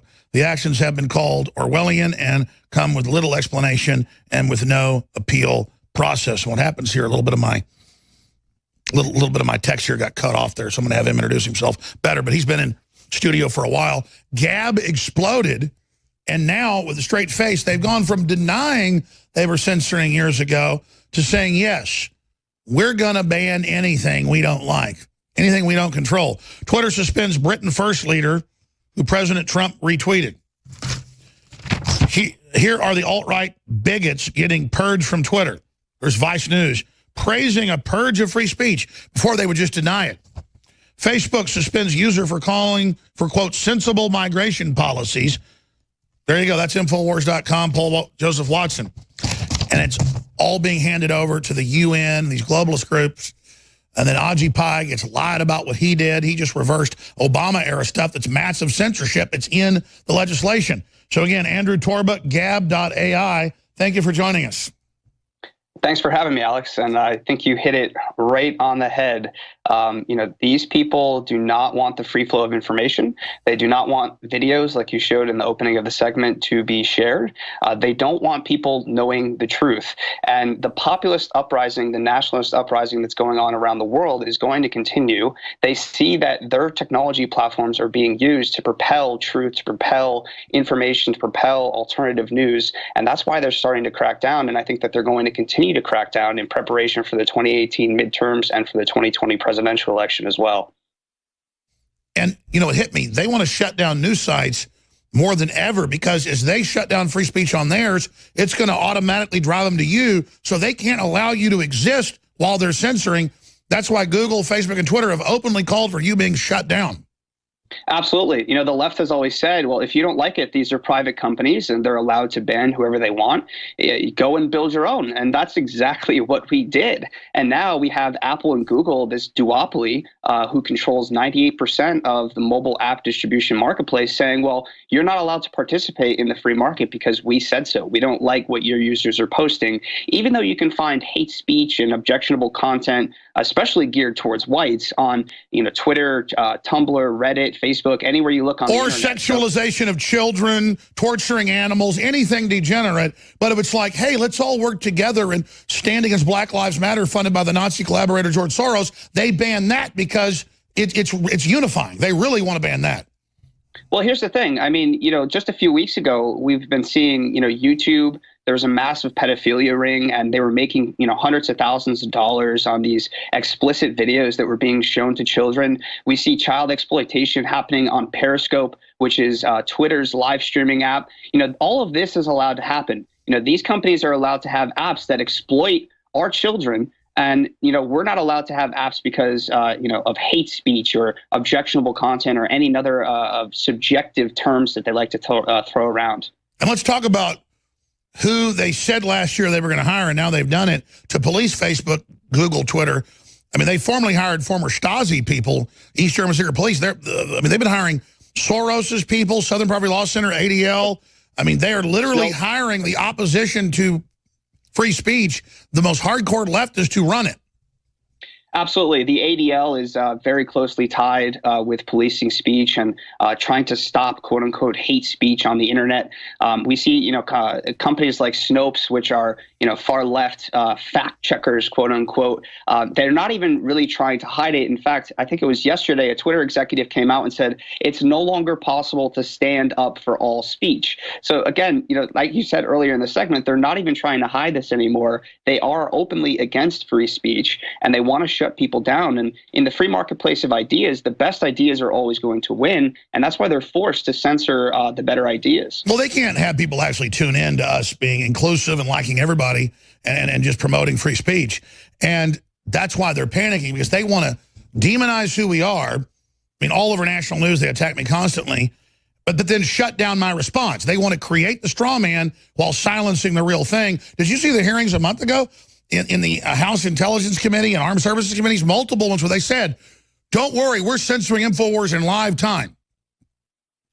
Yeah, absolutely. It's happening, Alex. I mean, here's the thing. They're doing the same thing to us. They tried to call us the Twitter for racists, the Twitter for Nazis. Oh, I know. Google came out and Twitter and said, ban Gab.ai. I mean, and then meanwhile, you've got liberal, conservative, Christian, devil worshiper. You're just saying, hey, as long as you're not saying kill somebody or posting child porn, you can do it. That's what it should be. Absolutely. From day one, we said all are welcome. This is about free speech. This is about individual liberty. This is about empowering users to decide what they want to see and don't want to see, and not allowing some corporation to decide that for them. And, that's something that Silicon Valley just can't have.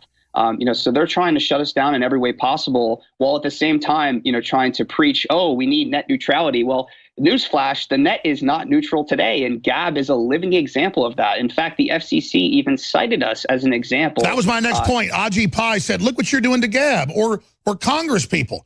I mean, he says, how dare you claim I'm censoring when I haven't done that?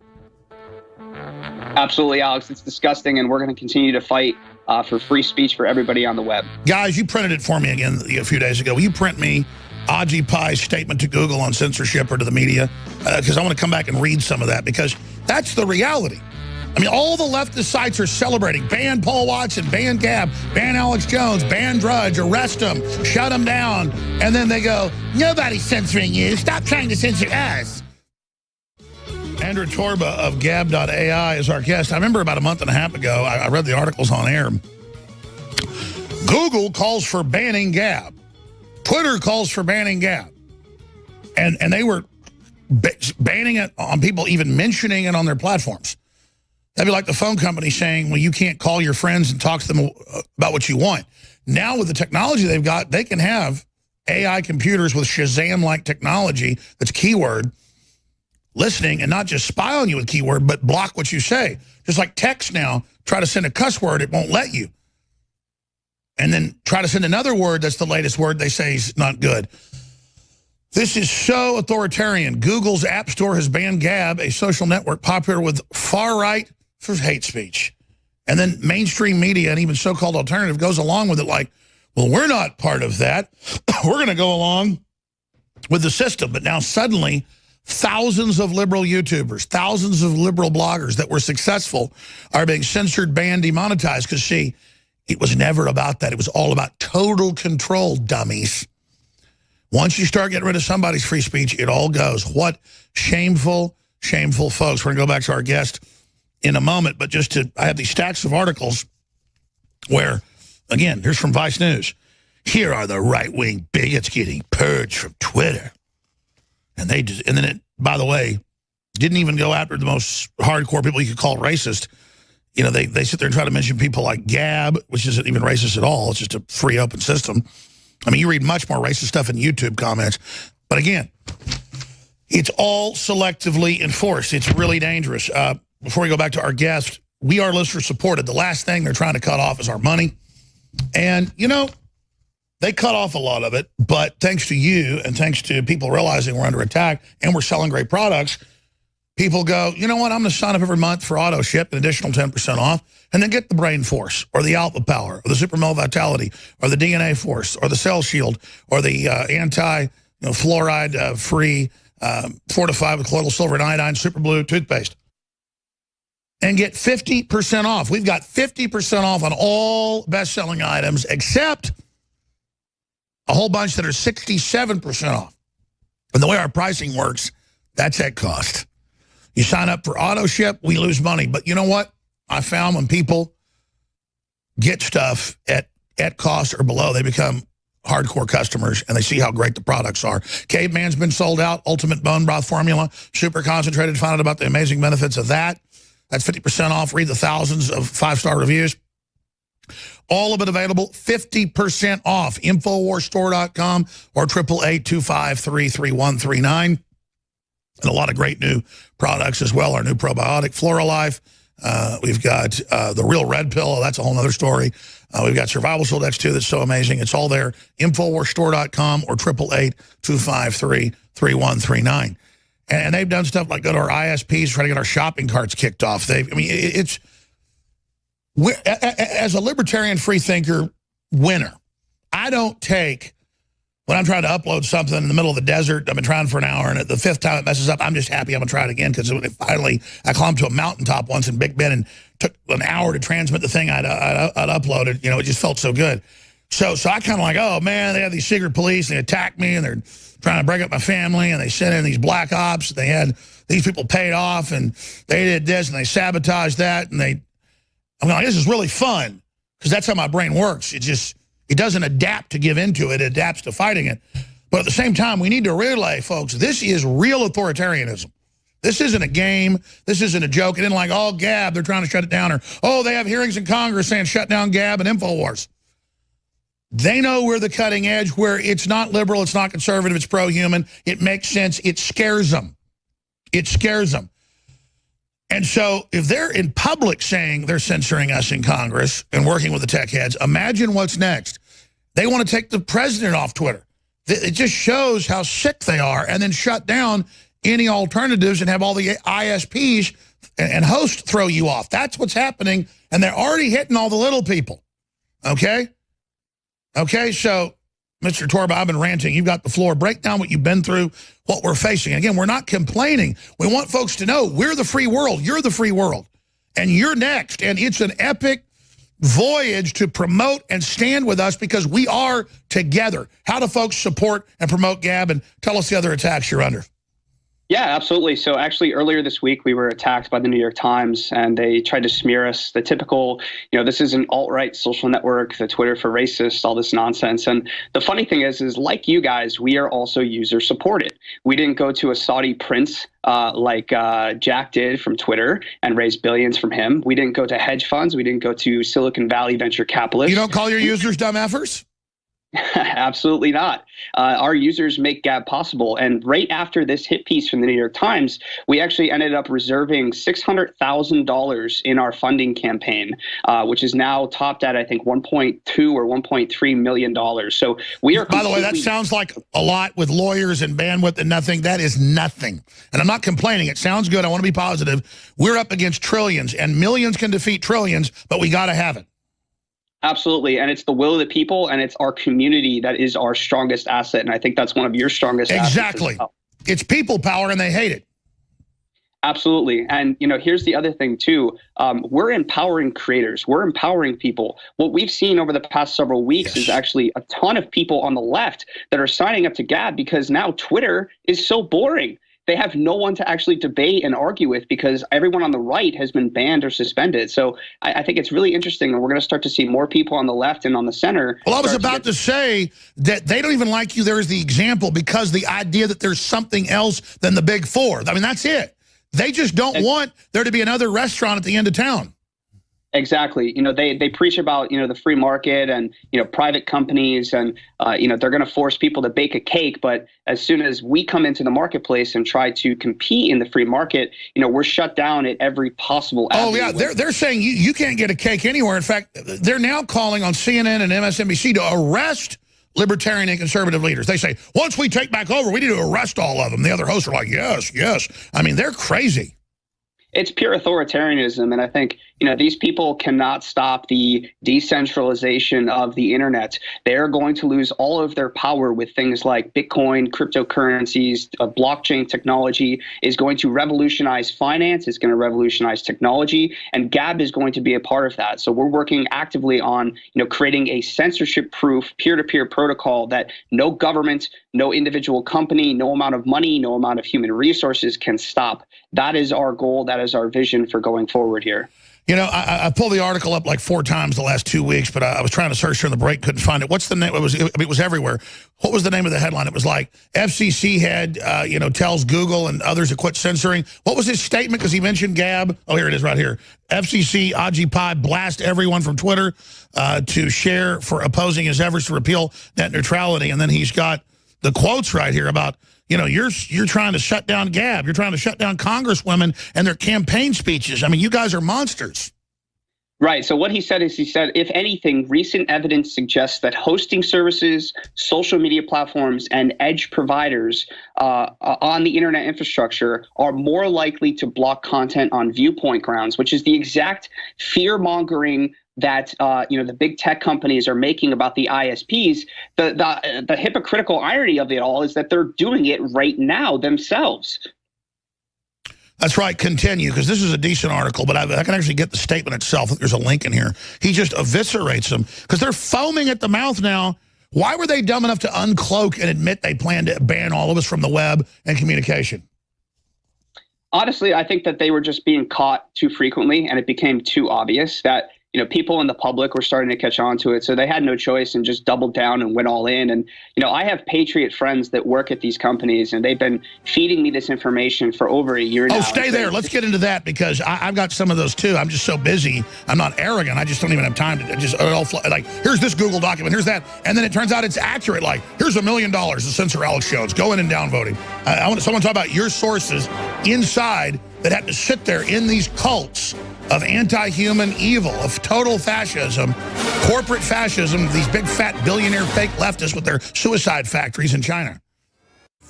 Andrew Torba is our guest, and I actually pulled up some of the articles during the break where they specifically say we want it shut down, and where they go around and try to take their, they do take their ISPs away. They're just gone.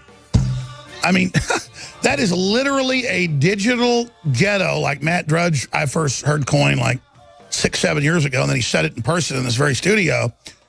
And he met with, you know, the Supreme Court justice, the only other living one that was conservative at the time, not the one that died. I'm going to leave out who it was, but I think it's clear. And they were briefed, this is all going to happen. Well, the good news is Drudge raised the alarm, and I'm not kissing Drudge's butt. It's true. He raised the alarm. Our audience raised the alarm, so we knew this was coming. But I got to tell you, I'm really ashamed of the so-called left. I mean,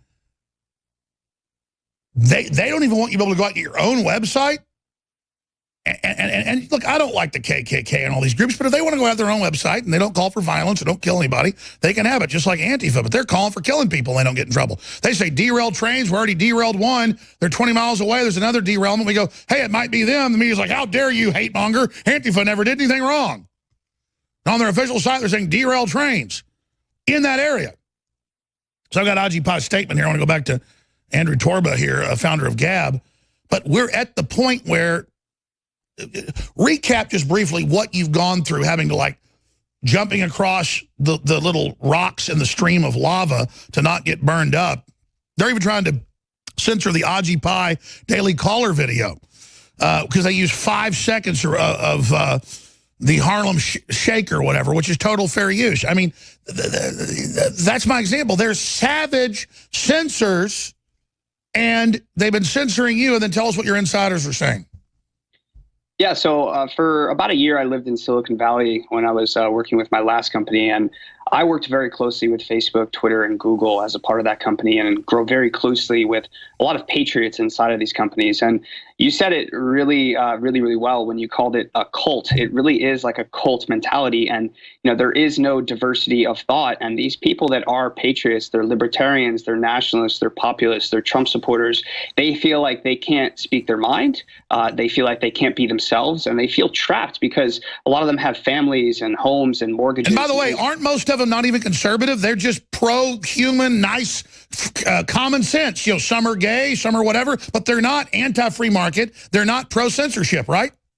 Right. They're mainly libertarians. They're live and let live type people. And, you know, maybe they supported Trump. Maybe they didn't. Maybe they just have different ideological bends than the typical norm of Silicon Valley. But whatever it may be, you know, they are silenced. They are forced to self-censor themselves. And, you know, our journey has been one that is really historical. You know, we set out to build an alternative to, you know, the big three companies that own and control and operate every form of communication, every form of flow of news, and you know, that's Google, Twitter, and Facebook. Correct. And, you know, I thought, I guess naively, that we would be able to participate in a free market. But what I learned is that free market is rigged by a duopoly of, namely, Apple and Google, who control not only mobile hardware, but also mobile software distribution, you know, completely. 98% of the market is owned by those two companies. So it's very difficult for someone like us to participate in the free market and to compete in the free market. Why have they particularly targeted you? Well, I think because I was openly a Trump supporter, and I came out as a Trump supporter in Silicon Valley, was immediately labeled a racist, a bigot, an Islamophobe, and, you know, blacklisted from, you know, the inner circle of the inner circle in the Valley. And, you know, that was something that I think really triggered a lot of people in the Valley. And I think it's a personal vendetta against me, and it's a personal vendetta against free speech as well. They do not support free speech. They are Marxists. They are authoritarians. They don't want the free marketplace of ideas because they know that our ideas are winning and their ideas are garbage. So yeah, they're Marxists flying around in helicopters with 5 mistresses. What they are is monopoly scum that use centralized government to shut down their competition. What they are is crony capitalist dirtbags. Absolutely. I don't think you couldn't have put it better. I mean, you know, what both of us have really is the will of the people. And that's something that they can't stop and they can never stop. You know, we have millions of people around the world that believe in the fundamental human right to speak freely and to express yourself freely without a government or a big corporation, you know, shutting you down and shutting you up. And it's fun to be able to go into those spaces like YouTube, Twitter, Facebook and stuff used to be, where you could have a debate with somebody. Even if you didn't like them, you were going to prove how they were wrong, they were in whatever. That was, and a lot of times you find out you're just human and things actually get de-radicalized. It's when you don't let people debate and when you don't let people actually interface that it causes the problems. And Google and others admit they want to compartmentalize everybody into their own little ghettos. Absolutely. And I think, you know, I watched Matt Drudge when he was on your show a few years ago speaking about this. And that was one of the biggest inspirations to me for creating Gab, because I saw this happening in real time. I saw what these algorithms... He said, get out of there. He said, go create your own thing. They're coming. The censorship's coming. Create stuff new now. Absolutely. And that's when I got started. And, you know, that really, you know, inspired me to get going and start building an alternative, a viable alternative. And, you know, Facebook actually even this week admitted that Facebook, using Facebook excessively, has psychological and mental harm on your brain. Why do you think suddenly Sean Parker and officially Facebook, all of them are admitting we're brain damaging you, we're destroying society, we're hurting your children? Is it kind of like putting a label on the cigarettes? They think it gives them, says they can give you cancer, kind of gives them an out? I really think that it's a coming to Jesus moment. It's not only Sean Parker, it's former VPs at Facebook that are all coming forward and saying, this is cancerous. You know, what we've done is horrible for society. It's causing more and more divide. And now what they're doing, you know, I think you touched on this a little bit. When people can't express themselves, when they can't express themselves through speech, through words, through the written word, through imagery, through memes, whatever, you know, their next move is to move to violence because they can't express themselves through words. So now they're going to go to violence. And I would much rather support their expression through words than through violence. And I think that's the next step here. And that's a step I don't want to see happen. And that's why what we're doing is so important. Absolutely. And then they demonize Ajit Pai when it's refreshing to see somebody in government. When I read his letter, it's exactly my understanding of it from deep, nuanced research of we had an internet in 2015. It was net neutral. They came in with a censorship grid. We're just going back. It doesn't mean there aren't telecoms coming in wanting their own monopoly, but we're just bringing it back to where there wasn't as much censorship. This is all a hoax. And they're saying, kill him, kill him, kill him. It's insane. The racist tropes. And, you know, I've never seen such levels of fear mongering. There was a bomb threat during the vote. You know, there was a congressman who Twitter and Facebook let them have huge pages dedicated to killing him. It's insane. You know, there are thousands of tweets, racist tweets, calling for him to be killed and all this stuff. And then there was an actual serious bomb threat that they had to, right in the middle of the vote, interrupt the voting process and clear the room and bomb sweep it. I mean, this is real stuff. This is the state of discourse in this country. You know, this fear mongering and this hysteria that was created over this net neutrality Title II repeal, which, by the way, net neutrality is actually a misnomer. It's sophistry. OK, it's just like the Affordable Care Act, right? It isn't actually affordable. The web isn't actually neutral. It's a term that they use. It's sophistry to get. Yeah, they call their takeover of the web net neutrality and go, look, they're repealing net neutrality, while at the same time censoring, Trump supporters and conservatives and folks on the right. It's all semantical deception. Wow. Well, please come back and join us again soon. Talk about more of the stories inside Silicon Valley. Very impressed always having you with us at gab.ai. And all of us that are promoting free speech need to promote each other and understand that even though we're not one monolithic system, we're in this together. Thank you, Andrew Torba, gab.ai. Thanks for having me, Alex. By the way, about 30 minutes ago or 25 minutes ago, they passed the tax cuts. It's done. It was in the Senate, first in the House, then the Senate, and back in the conference. And then now the House has passed it. So it looks like it goes to the president now. So that's a big deal. We're going to come back and play that clip from when it happened about 25 minutes ago. Please don't forget, free shipping store-wide. It's got to end in the next few days. We're not Amazon. I think it's $1.48 from every taxpayer, subsidy on every package. We got free shipping store-wide, 50% off on all our best-selling items, and except others that are 67% off, whether it's our new Cell Force, 50% off, whether it's the new Red Pill, the real Red Pill, Caveman back in stock, Alpha Power, wow, you got to take that, DNA Force. It's all there, Vitamin Mineral Fusion. And you can still get it. We can put the map up maybe. I forgot to tell them. From USPS, you can get it everywhere in the continental U.S. and actually still in Alaska and everywhere. I was wrong. If you order today, because we'll ship it out tomorrow. And so that's 3-day delivery. So if it ships out Wednesday, Thursday, Friday, Saturday, you'll be getting it. Hell, Christmas is after that. What is Christmas? Tuesday, Wednesday? So, I mean, there's plenty of time to still get the stuff. InfoWarsStore.com. Please do your shopping with us so you help fund the InfoWar and get great products you need. Check out the hundreds of T-shirts, many of them, that are limited edition. So that means we do one run of them. InfoWarsStore.com or 888-253-3139. And you could not be spending money in a place that furthers your family's future, all of our systems of freedom. It is such a desperate battle, and we need your support and your prayers. Thank you so much, and Merry Christmas. Now into hour number 4, Paul Watson hosting from Spain. He's visiting family, will be joining us coming up the next segment. By the way, they've been trying to pass tax cuts for a decade, and Obama and everybody blocked them, so I get it messed up sometimes. Because it starts in the House, and then it goes to the Senate, and then it goes to conference, it goes back to the House, but I thought it had already gone back to the Senate and conference. It's already been in conference like 3 times this year. I can't keep track of it, so I misspoke earlier, and I apologize. And I already knew this the other day, exactly, because McCain went in for chemotherapy in Arizona, so he has to come back for the final vote. What was I thinking? So I thought they'd done the final reconciliation in the Senate, and then were sent it to the House after conference, but I'm confused. It passed the House earlier. Now it's got to go to the Senate tonight. So there you go. And if that doesn't make your head hurt, nothing will. But here's a clip of that. House passes tax cuts. No Dems vote. Senate tonight. DrudgeReport.com's got that. See, good old Drudge got it right. So let's go ahead and play that clip from C-SPAN about 30 minutes ago.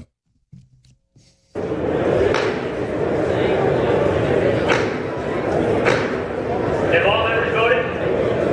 Does any member wish to change their vote?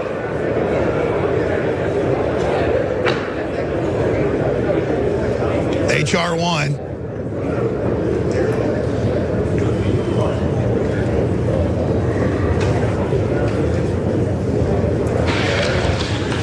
On this vote, the yeas are 227 and the nays are 203.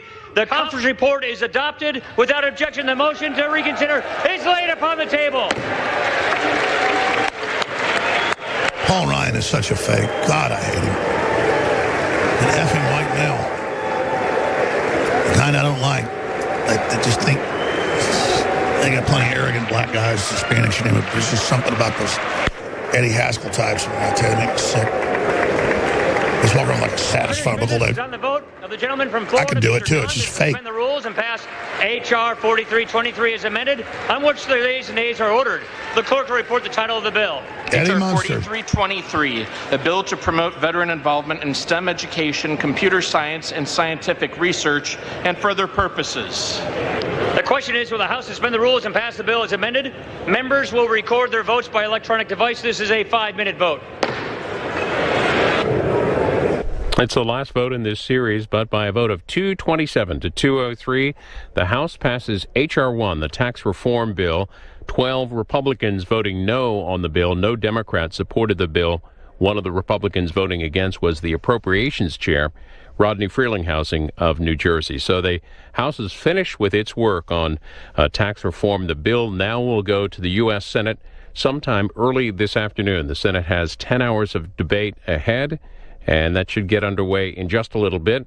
For that debate, tune into our companion network, C-SPAN 2, getting underway in just a little bit, as we mentioned. New York Times says that on the Senate side, Republicans scored 2 additional yes votes, with Senators Mike Lee of Utah and Susan Collins of Maine publicly supporting the bill. Watch that debate again over on C-SPAN 2. All right. And it is neck and neck on those votes in the Senate. So I think McCain might fly back into town like Superman, is what one big lobbyist told me, and cast the vote for it just so he doesn't look like a total globalist. But I wouldn't hold your breath. He's already voted against it before. But we will see, and we will have coverage of that, obviously, at InfoWars.com, NewsWars.com, and, of course, InfoWars.com. There's so much crazy stuff to get to I haven't even gotten to yet. Look at the story. Police AI mistakes desert photography for illegal porn. That's right. And then we've also got the statement of Ajit Pai. I want to get to some of that. We've got some other big news stories I haven't hit. But, man, the Democrats calling for UN troops in Illinois. I mean, it's like, wow, these people really are trying all this crap. And they don't care we're awake to them now. They're just going to keep moving forward. Paul Joseph Watson joining us audio only with a ton of powerful news and information to break down today. Paul, tell us what you've got coming up, my friend.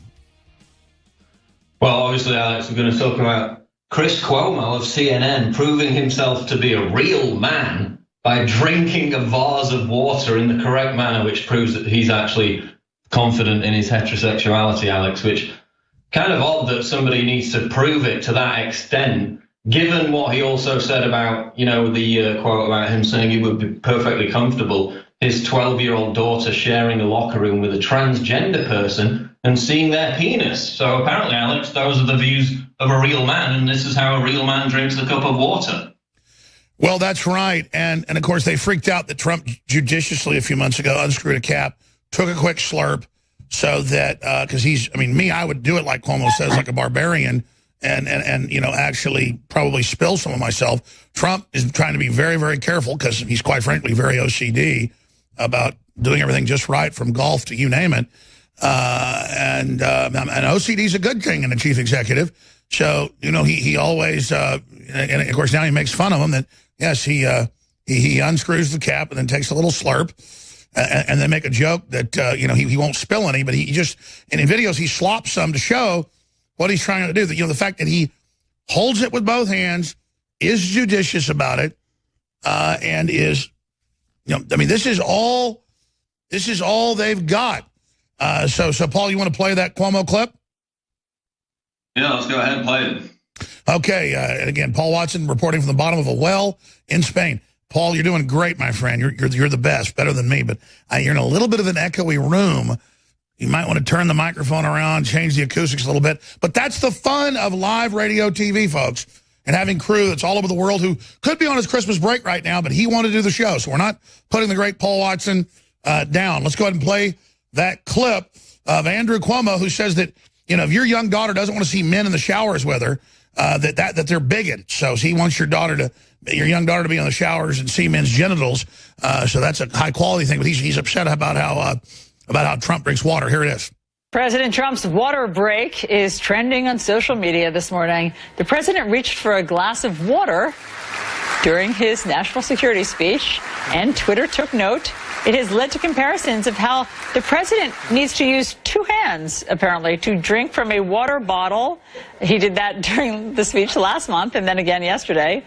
The waterworks with the president started. The waterworks started with the campaign, of course, when he poked fun at Senator Marco Rubio for pausing mid-sentence for some water. But this was an even smaller glass. Notice Trump that makes jokes that he can drink with one hand. I mean, it's how he is. He doesn't want to get it on himself. I mean, reportedly, a lot of times when nobody's around when he eats, he puts the big thing on him. And, I mean, he doesn't want to spill it on him. So he gets both hands because he had disciplinarian parents that made him do it that way. Like, people always say, why do you say sure and ma'am and open doors? Well, because I got my ass kicked if I didn't. Here, let's go back to it. Yesterday where he used two hands. I believe last time you called it the baby grip. Well, that is the sippy cup grip that you're using there right now. It is a very good one. I don't get all the hands thing in the glass. Oh, you're so manly, I don't know what it's all about. I mean, you drink from a vase. This is what I drink out of. I drink out of them, and I hold it like a man with one hand. But that's, showers little girls. That's me. Right, that's you. And I don't just think have it's a giant judgment. Certainly not one of our biggest concerns. You want to hold a cup with all your hands, that's what you do. It is the sippy cup grip. This is my glass. Wow. That's what you do shots from. But you do want little girls to have naked men in showers with them. And you are a thug and a piece of crap. And you're somebody that says we can't read the WikiLeaks, only you can. Trump says we can all read it, and you couldn't get the stock market back or win the presidency with your degenerate, filthy, globalist family that are parasites feeding off New York, you thug. Paul Watson, sorry, go ahead. Yeah, Alex, remember during the terror attack in New York, I think it was on Monday last week, CNN was running endless recycled commentary about how many glasses of Diet Coke Donald Trump drinks. At the same time, when an Islamic terrorist had just tried to literally maim and kill hundreds of people in New York, major attack. This reminds me of like stalker behavior on behalf of CNN. You ever had stalkers? They obsess with the minutiae of your mannerisms, how you behave, what you say. They remember it down to a T, and they constantly regurgitate it and obsess about it. Well, McDonald's ought to be sending him some money for the endorsement, too. Anyway, sorry, go ahead. Yeah, they're basically his stock. I mean, the 2 scoops of ice cream, the ketchup on the steak. I mean, God forbid. We've got earth-changing, mammoth news events happening every week now. And this is what they're obsessed about. It reminds me of when the right wing was obsessed about, Obama's a secret Muslim and all this kind of stuff. At least when that was going on, it was at least somewhat politically related. But it's kind of the same hysteria, apart from with CNN and the far left. It's how many scoops of ice cream and how many Diet Cokes Donald Trump drinks. The way he picks up a glass of water. I mean, who cares? Well, it shows that he's careful. And he doesn't always do it. It's a little glass. It's slippery. He picks it up. But I mean, as you said, we've got war with North Korea. We've got ISIS crushed thanks to Russia and the U.S. to Trump. We've got the economy coming back. We've got all these things. And it just gets crazier and crazier. And what is it like for you, Paul, to see congressional hearings where the heads of Twitter, Facebook, and Google are on and they go, we saw the story, it was #1 from INFOWARS, it was a story you wrote about the truck attack. And they go, yes, sir, to Congressman Quigley. We deleted it or we blocked it at lunch. I mean, that's how pathetic they are at lunch during hearings. They're admitting they're censoring us in the House Intelligence Committee. I mean, what in the world... In what world is this going on, Paul? It's not even like it's real. I mean, have I in some video game or something? I mean, and by the way, they say it's a fake news that there was a truck attack by a Muslim and that a prominent imam warned. Paul, sorry, go ahead. No, we saw the same thing, like you just said, on Monday with the attack in New York City. You had top BuzzFeed editors on Twitter chastising me and other people because we said that this was an Islamic terrorist attack by an ISIS supporter from Bangladesh. After top officials had already said that on MSNBC 40, 50 minutes before that, and they were saying, look at this speculation. This needs to be censored right now. They're saying it's an ISIS-inspired Islamic terror attack by an immigrant from Bangladesh. It's like, well, yeah, it was. Officials have said that for the past hour. What are you talking about? And it's like, how dare they even be given a platform to speculate with this inane nonsense, which is Islamophobic. So they do it every time now. And Google responded to that, as they responded to the previous time with the Texas church massacre shooter, by saying, we're going to relegate search results of tweets from people like me, people like you, in the, quote, alternative media or whatever, even though they were completely accurate. It's like, yes, those screenshots... And let's be clear, exactly. Your story goes to number one, and they knock it down. The people vote to take it to number one with their sharing it, and they cheat to force feed you. What do you make of this? And I'm going to get out of here because I have a lot to cover. Sweden, migrant charged with ruthless gang rape of woman walked free. And now out of Nuremberg, this old 70-something-year-old man is in critical condition when an African migrant is running around in his underwear, beats him up while his back's turned. Let's back it up more when he first knocks him out. And then stomps on his head and all this for no reason. Total insane asylum. Facebook, Twitter, and Google are saying it's racist to show this and are banning it as governments in Europe pass laws saying you can't show a minority attack a white person. Well, Alex, I just put a story up about an hour ago. They suspended a user on Facebook for a week for saying he wanted, quote, sensible migration policies. That was the exact quote. So you can't even call for that on Facebook now without being banned. In Sweden, they're not even charging the rapist now. There's a massive gang rape, as you just mentioned. And they're going to let them all go, and that's what we see more and more because it's politically incorrect to charge actual rapists. So we're not going to do that. But we're going to say all men are horrible and all sex is rape, and that kissing a woman or asking her out is rape, while you meanwhile let them all rape and enslave the women, and literally let 30-something guys gang rape a woman in front of everybody, and they go, well, she's white, you're black, or you're brown, it's okay, like the woman shot in out in San Francisco. Then we have a rally for her death. Antifa comes out with guns, has them at my reporter, and says, you don't have any free speech. Paul Watson, stay there. All right, Paul Watson is in Spain. I'm going to kick the baton over to him here in a moment. But my wife bought tickets, like opening night, a week and a half ago, to Star Wars. And I just said, man, I can't look at that poor, sad Princess Leia. Carrie Fisher was so eaten up near the end of her death. It's just, to see a person like that on screen, I just don't want to see it. And the others are so chock full of political propaganda. So I was talking to some of the crew, and Daria went and saw it. And she said it was total SJW, that Princess Leia has a girlfriend with purple hair. And again, I don't care if there's people with purple hair, but every movie, the women are the bosses, the women are the heroes. They're all lesbians. It's the same story over and over again. And it's a formula. It's state-sponsored. It's brainwashing. It's like all these shows where the Russians are our enemies. And then the bad guy, because they're the resistance, fighting like an Eric Trump-like character. So I haven't seen it yet. And again, Daria said, yeah, I talked about it on Twitter. They all attacked me. That's because that's what they do. It's a place where they can ban you, censor you, and then all gang up. But Daria, just briefly, I'll go back to Paul Watson. Give us your take on Star Wars, the last drug addict or whatever. Yeah. Hey, Alex. Hey, everybody. So, yeah, pretty much you summarized it all. So, yeah, this is General Hux. He's supposedly like the second in command after the supreme evil commander. And the first time I just immediately when I saw him, I was all like, man, they made him look like Eric Trump. Now, the person that I went to see it with didn't think so, but I mean, I thought so. And some people here in the control room think the same thing too. Well, so that was one thing, and he just kind of has that the quote alt-right haircut, just kind of like stereotypical Nazi, kind of like a bad guy, and the stuff that they're trying to pin on us as the new right movement that we're these hardcore Nazis. Now this one is, what is her name? The Admiral Holdo, or whatever the hell her name is. Yeah. So she's super, like, really bitchy, has this attitude of this hardcore feminist that just hates men and want to put them down and everything.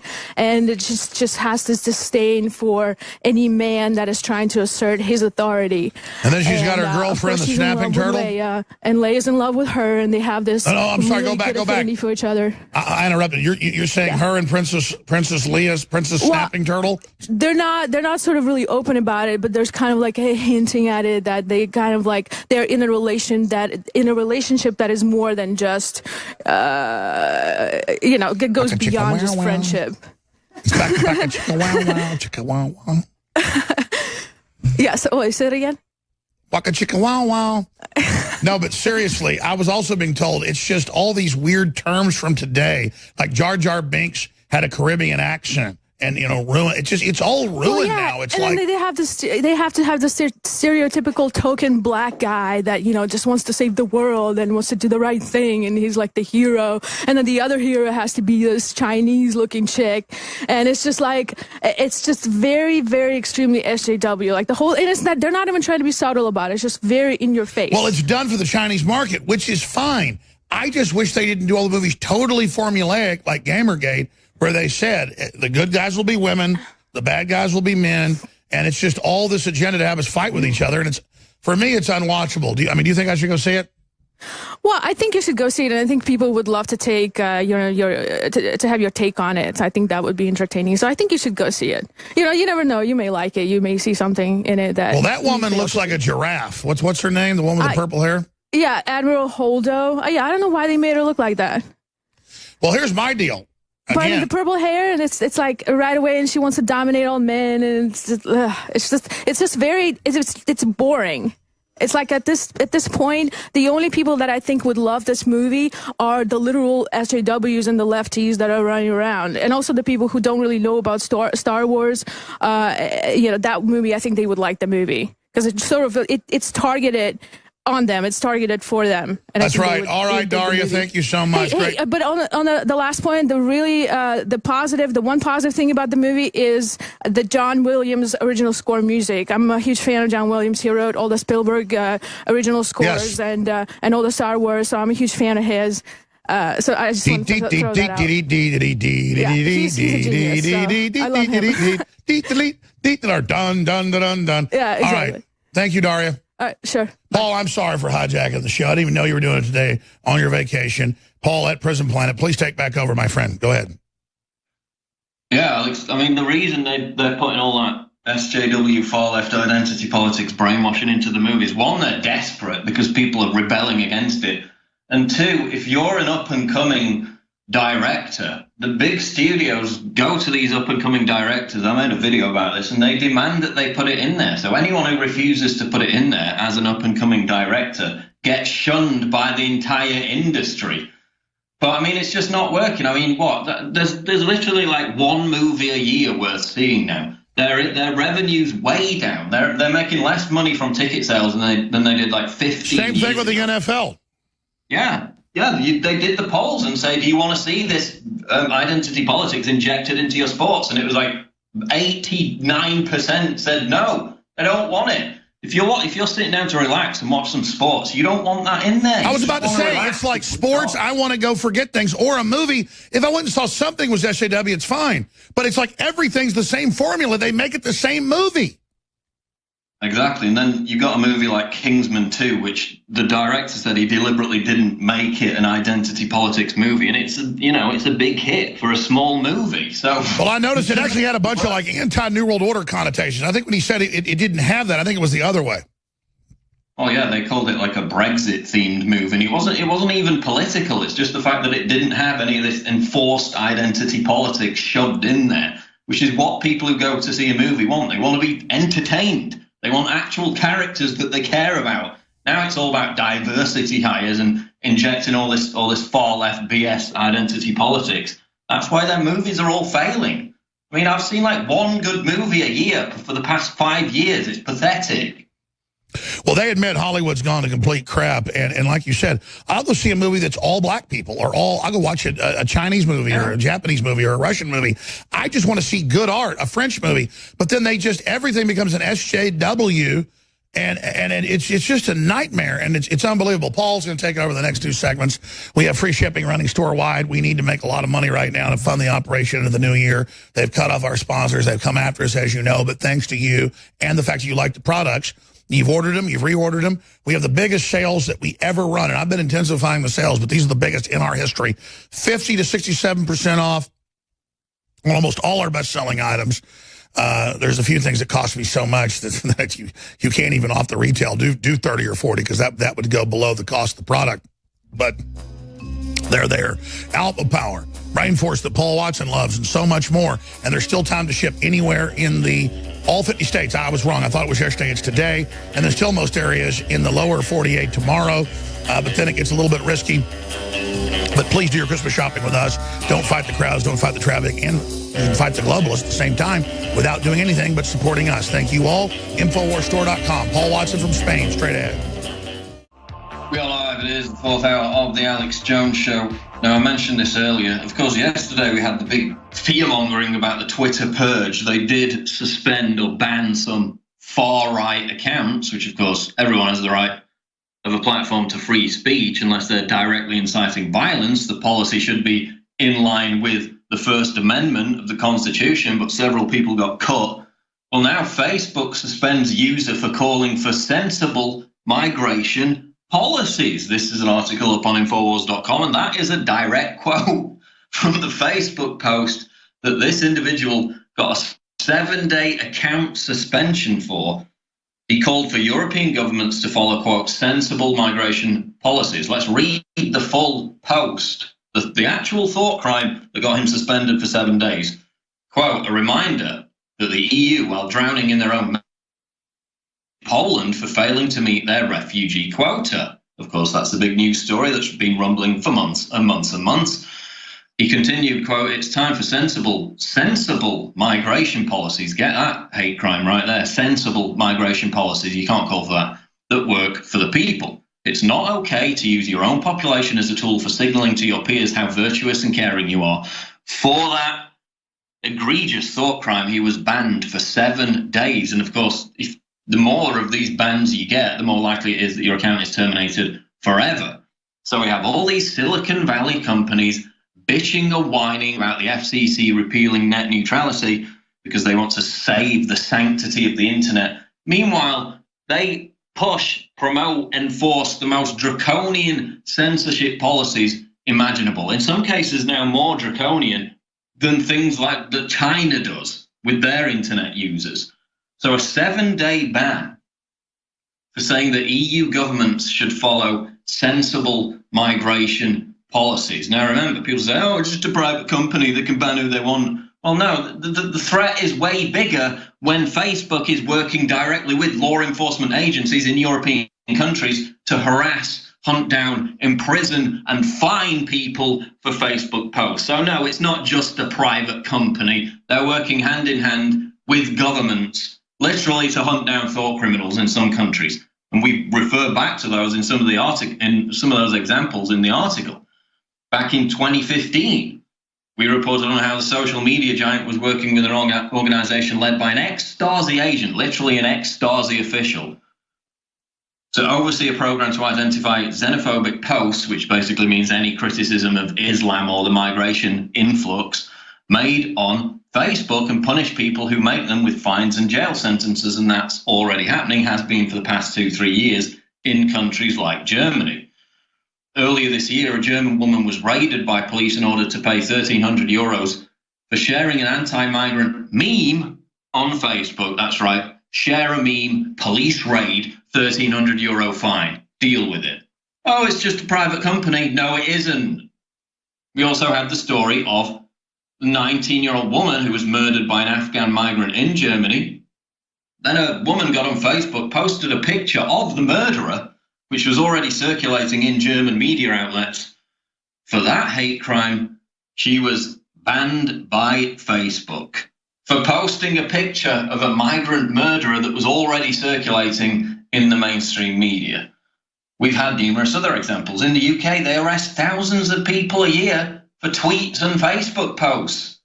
Meanwhile, we've got 20,000 potential jihadists roaming the streets. They do nothing. They allow ISIS fighters back into the country. But God forbid, should you commit a hate crime on Facebook, which means saying that we should follow sensible migration policies, and the thought police may be knocking down your door. That is where we're at in terms of social media censorship.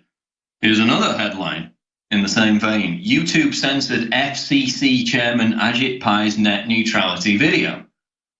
So for about 7 hours, because Ajit Pai made this funny video where they take the Harlem Shake, you remember that big meme back in 2013, and do a little skit to the Harlem Shake. Now, because the creator, DJ Bauer, complained to Facebook that this was being used without, to YouTube, that this was being used without his permission, they censored the video at the key time that it had just been released. They censored this video for 7 hours. Now, of course, that's completely ridiculous because the Harlem Shake song has been used by probably thousands of different people on YouTube over the past 4 years. Absolutely no precedent for a copyright takedown whatsoever, but because this was politically motivated, that video was taken down at the key time for 7 hours on YouTube. You know, it'd be like using any kind of song that's just in literally every video, every viral video on each of these crazes for years and years. But no, you can't do it if you want to talk about an issue that bothers these Silicon Valley companies, despite the fact that they're the most egregious when it comes to censorship, as we see over and over again. Headline, Italian city removes Christmas tree from town hall to avoid offending Muslims. We see this once again, the complete subjugation and capitulation, not only Christianity, but these individual countries in these European countries, to offended Muslims, even if they're not offended. Like in this case, there weren't even any people who were offended. It might offend somebody. God forbid it threatens to possibly offend somebody in the future. It has to go. Christmas tree forbidden so as not to hurt the sensibility of non-Christians. This is out of the European Post. The traditional Christmas tree in the town hall of the Italian city of Bolzano in Trentino has been removed not to hurt the sensibility of non-Christian believers. The association Veterani dello Sport denounced, as in a report by Il Giornale, that's the Italian newspaper. The Association of Veterans organised an event in the public room of the town hall to award the Athlete of the Year prize. They decorated the room with traditional Christmas symbols, and given the fact that it's Christmas, once they finished the event, they left up a Christmas tree decoration. The problem arrived the day after when they received a call from an office of the town hall asking to remove the Christmas tree because there would have been a meeting of a Muslim association in the same room and the tree could hurt their sensibilities. So nobody even complained. Like you see these companies on Twitter freak out when one person complains. Remember last week, I think it was, we had the university which mentioned the fact that snow was white. God forbid you should point out that snow is white. One person complained, they completely freaked out and apologized. In this case, nobody even complained. It's just, oh, some Muslims will be using the building the next day, so they might be offended. Get that Christmas tree down, bigot. This is the attitude that's prevailing in Europe right now. Meanwhile, oh yeah, we've also got a story about German schools cancelling Christmas parties for the exact same reason. I'm going to do a big story about that because that's in the German media, but it hasn't crossed into the English language media yet. We also have this story up on INFOWARS.com. Sweden, my favorite country ever. Migrants charged with ruthless gang rape of woman walk free. Now, we had a story about this a few weeks back. 20 different men involved in this brutal gang rape of a woman in a Muslim migrant area of Stockholm, Sweden last summer. They managed to catch 5 of them, all Afghan Iraqi migrants. Imagine my shock. This was all captured on surveillance cameras. The woman had head trauma injuries. She roamed through the streets afterwards begging, locals for help. They ignored her. They spat on her. They called her a whore or whatever. This went to court today. And they said, because they had deleted basically the phone videos of them abusing and raping this woman and laughing about it, oh, that must mean that it didn't happen. That was literally the argument.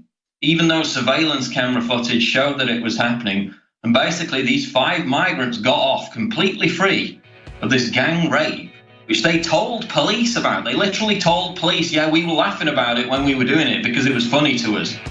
They got off on the basis that this 20-man gang rape of a woman in Sweden was voluntary and that she wanted it to happen. Absolutely insane asylum, Sweden, every day. We'll be back on the other side to talk about it. This is the Alex Jones Show live, INFOWARS.com. Don't go away. We're back on the fourth hour of the Alex Jones Show. Before we get back into this news, I want to tell you about Christmas 34-hour broadcast limited time special. Free shipping available. This is the last day to guarantee delivery before Christmas on all these products with the great discounts at InfoWarsStore.com, including Super Male Vitality at 50% off, again with free shipping. Silver Bullet 67% off. That is a huge discount. And Brain Force Plus 50% off. Those are just some of the discounts available right now at InfoWarsStore.com. We also got Alpha Power 50% off, Cell Force 50% off, Survival Shield X2 50% off. Free shipping on everything. And today is the last day, your last opportunity to get all those specials in time for Christmas, not only with the big discounts, but also with the free shipping. Why give members of your family absolute tat that they don't want, that they're going to throw away or they're going to re-gift? Give them something that works. Give them something that's going to help them out in their day-to-day life in 2018 with all these fantastic nutritional products available right now at InfoWarsStore.com with free shipping, massive discounts, our guaranteed delivery from today. You get it, you order it today, you'll get it before Christmas. That is guaranteed at InfoWarsStore.com. Support this network. Before the break, let's talk about Sweden. The gang rape of a woman, 20-man migrant gang rape, which is, par for the course now in those kind of areas because they've been culturally enriched to the point where, the police are literally having to install microphones to pick up the sound of women screaming because they don't have enough coppers, they don't have enough policemen to patrol the streets. The police stations are attacked. The ambulance workers, the fire brigade are attacked if they go to these areas. So they're just going to put microphones up. And, if you scream loud enough, maybe we'll hear you. Maybe we'll respond and get there, in 20 or 30 minutes. Nobody got there to help this poor woman. She was gang raped by 20 migrants. And they've got off because the court said it was all voluntary. Oh, and those injuries, those big welts on her head, oh, well, she could have got them from anything. We don't really know if that was directly related to the fact that they were bashing her head against the stairwell. No, it was all voluntary. Because that makes complete sense. She's roaming through the streets, trying to get help. No one helps her. And because the argument was she was trying to buy drugs, that this somehow makes it acceptable for her to be gang raped by 20 men, and it was probably voluntary. Absolutely incredible. The lawyer is basically calling it the worst gang rape that she's worked on in 26 years of practicing law. They're vowing to fight the case. But again, another example of how Sweden is enjoying its cultural enrichment. There's another headline out of Sweden. I'm not going to get a chance to get into this one. Shocking graphic report. Swedish girl gang raped and tortured. MSM remains silent. That's a 17-year-old girl in the city of Malmo. I guess like in the other case, she probably wanted it too. It was all voluntary. The migrants are just traumatized. Literally, they have cases in Germany and Sweden where women get raped or they get sexually assaulted by migrants, and then they don't go to the police. They sometimes go to the media later, which is how it comes out. But they initially don't go to the police because they say, oh, well, they've had a traumatic time getting here, even though most of them aren't even refugees. They're not from war-torn countries. But, they've had a traumatic time getting here. Maybe we should just let them do a little bit of raping, because they had the SADs, so we should just let them get away with that. This is the capitulation we see in Europe right now. Italy, I just read that story earlier, banning Christmas trees in their town halls because some Muslims might get offended. Like they're not, even if nobody's complained, but they might complain, and they're the first-class citizens now. We have to care about their feelings, trash our entire culture and religion just because someone might get offended.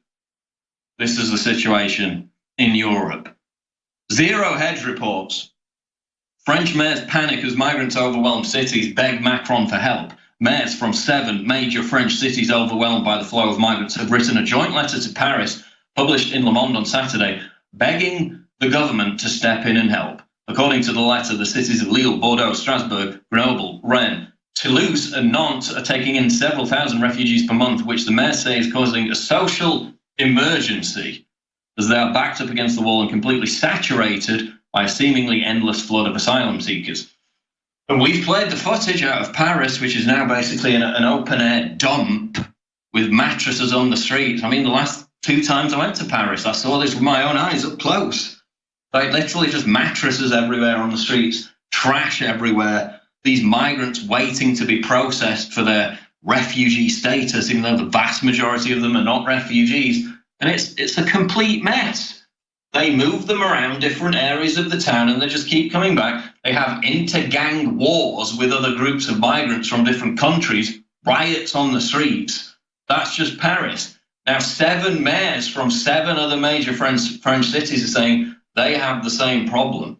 An endless deluge, a tide of people, no infrastructure to house them, and they just keep coming because the red carpet just keeps being laid out. Now, at least in Italy, with the election coming up there, we have some parties who look like they're going to win, who are saying, look, we're just going to blockade the boats coming out of Libya with military forces and just send the message, you're not welcome here. We can't cope with any more. I mean, obviously, that's what Trump did to some extent on the southern border. And immigration is way down since he became president. Don't give them an incentive to come in the first place. Absolute chaos in Paris, absolute chaos in all these major European cities. This shows no signs of abating. Of course, with the numbers, if you read Douglas Murray's book, The Strange Death of Europe, this is not going to end lightly. These populations are doubling, quadrupling in size over the next few decades.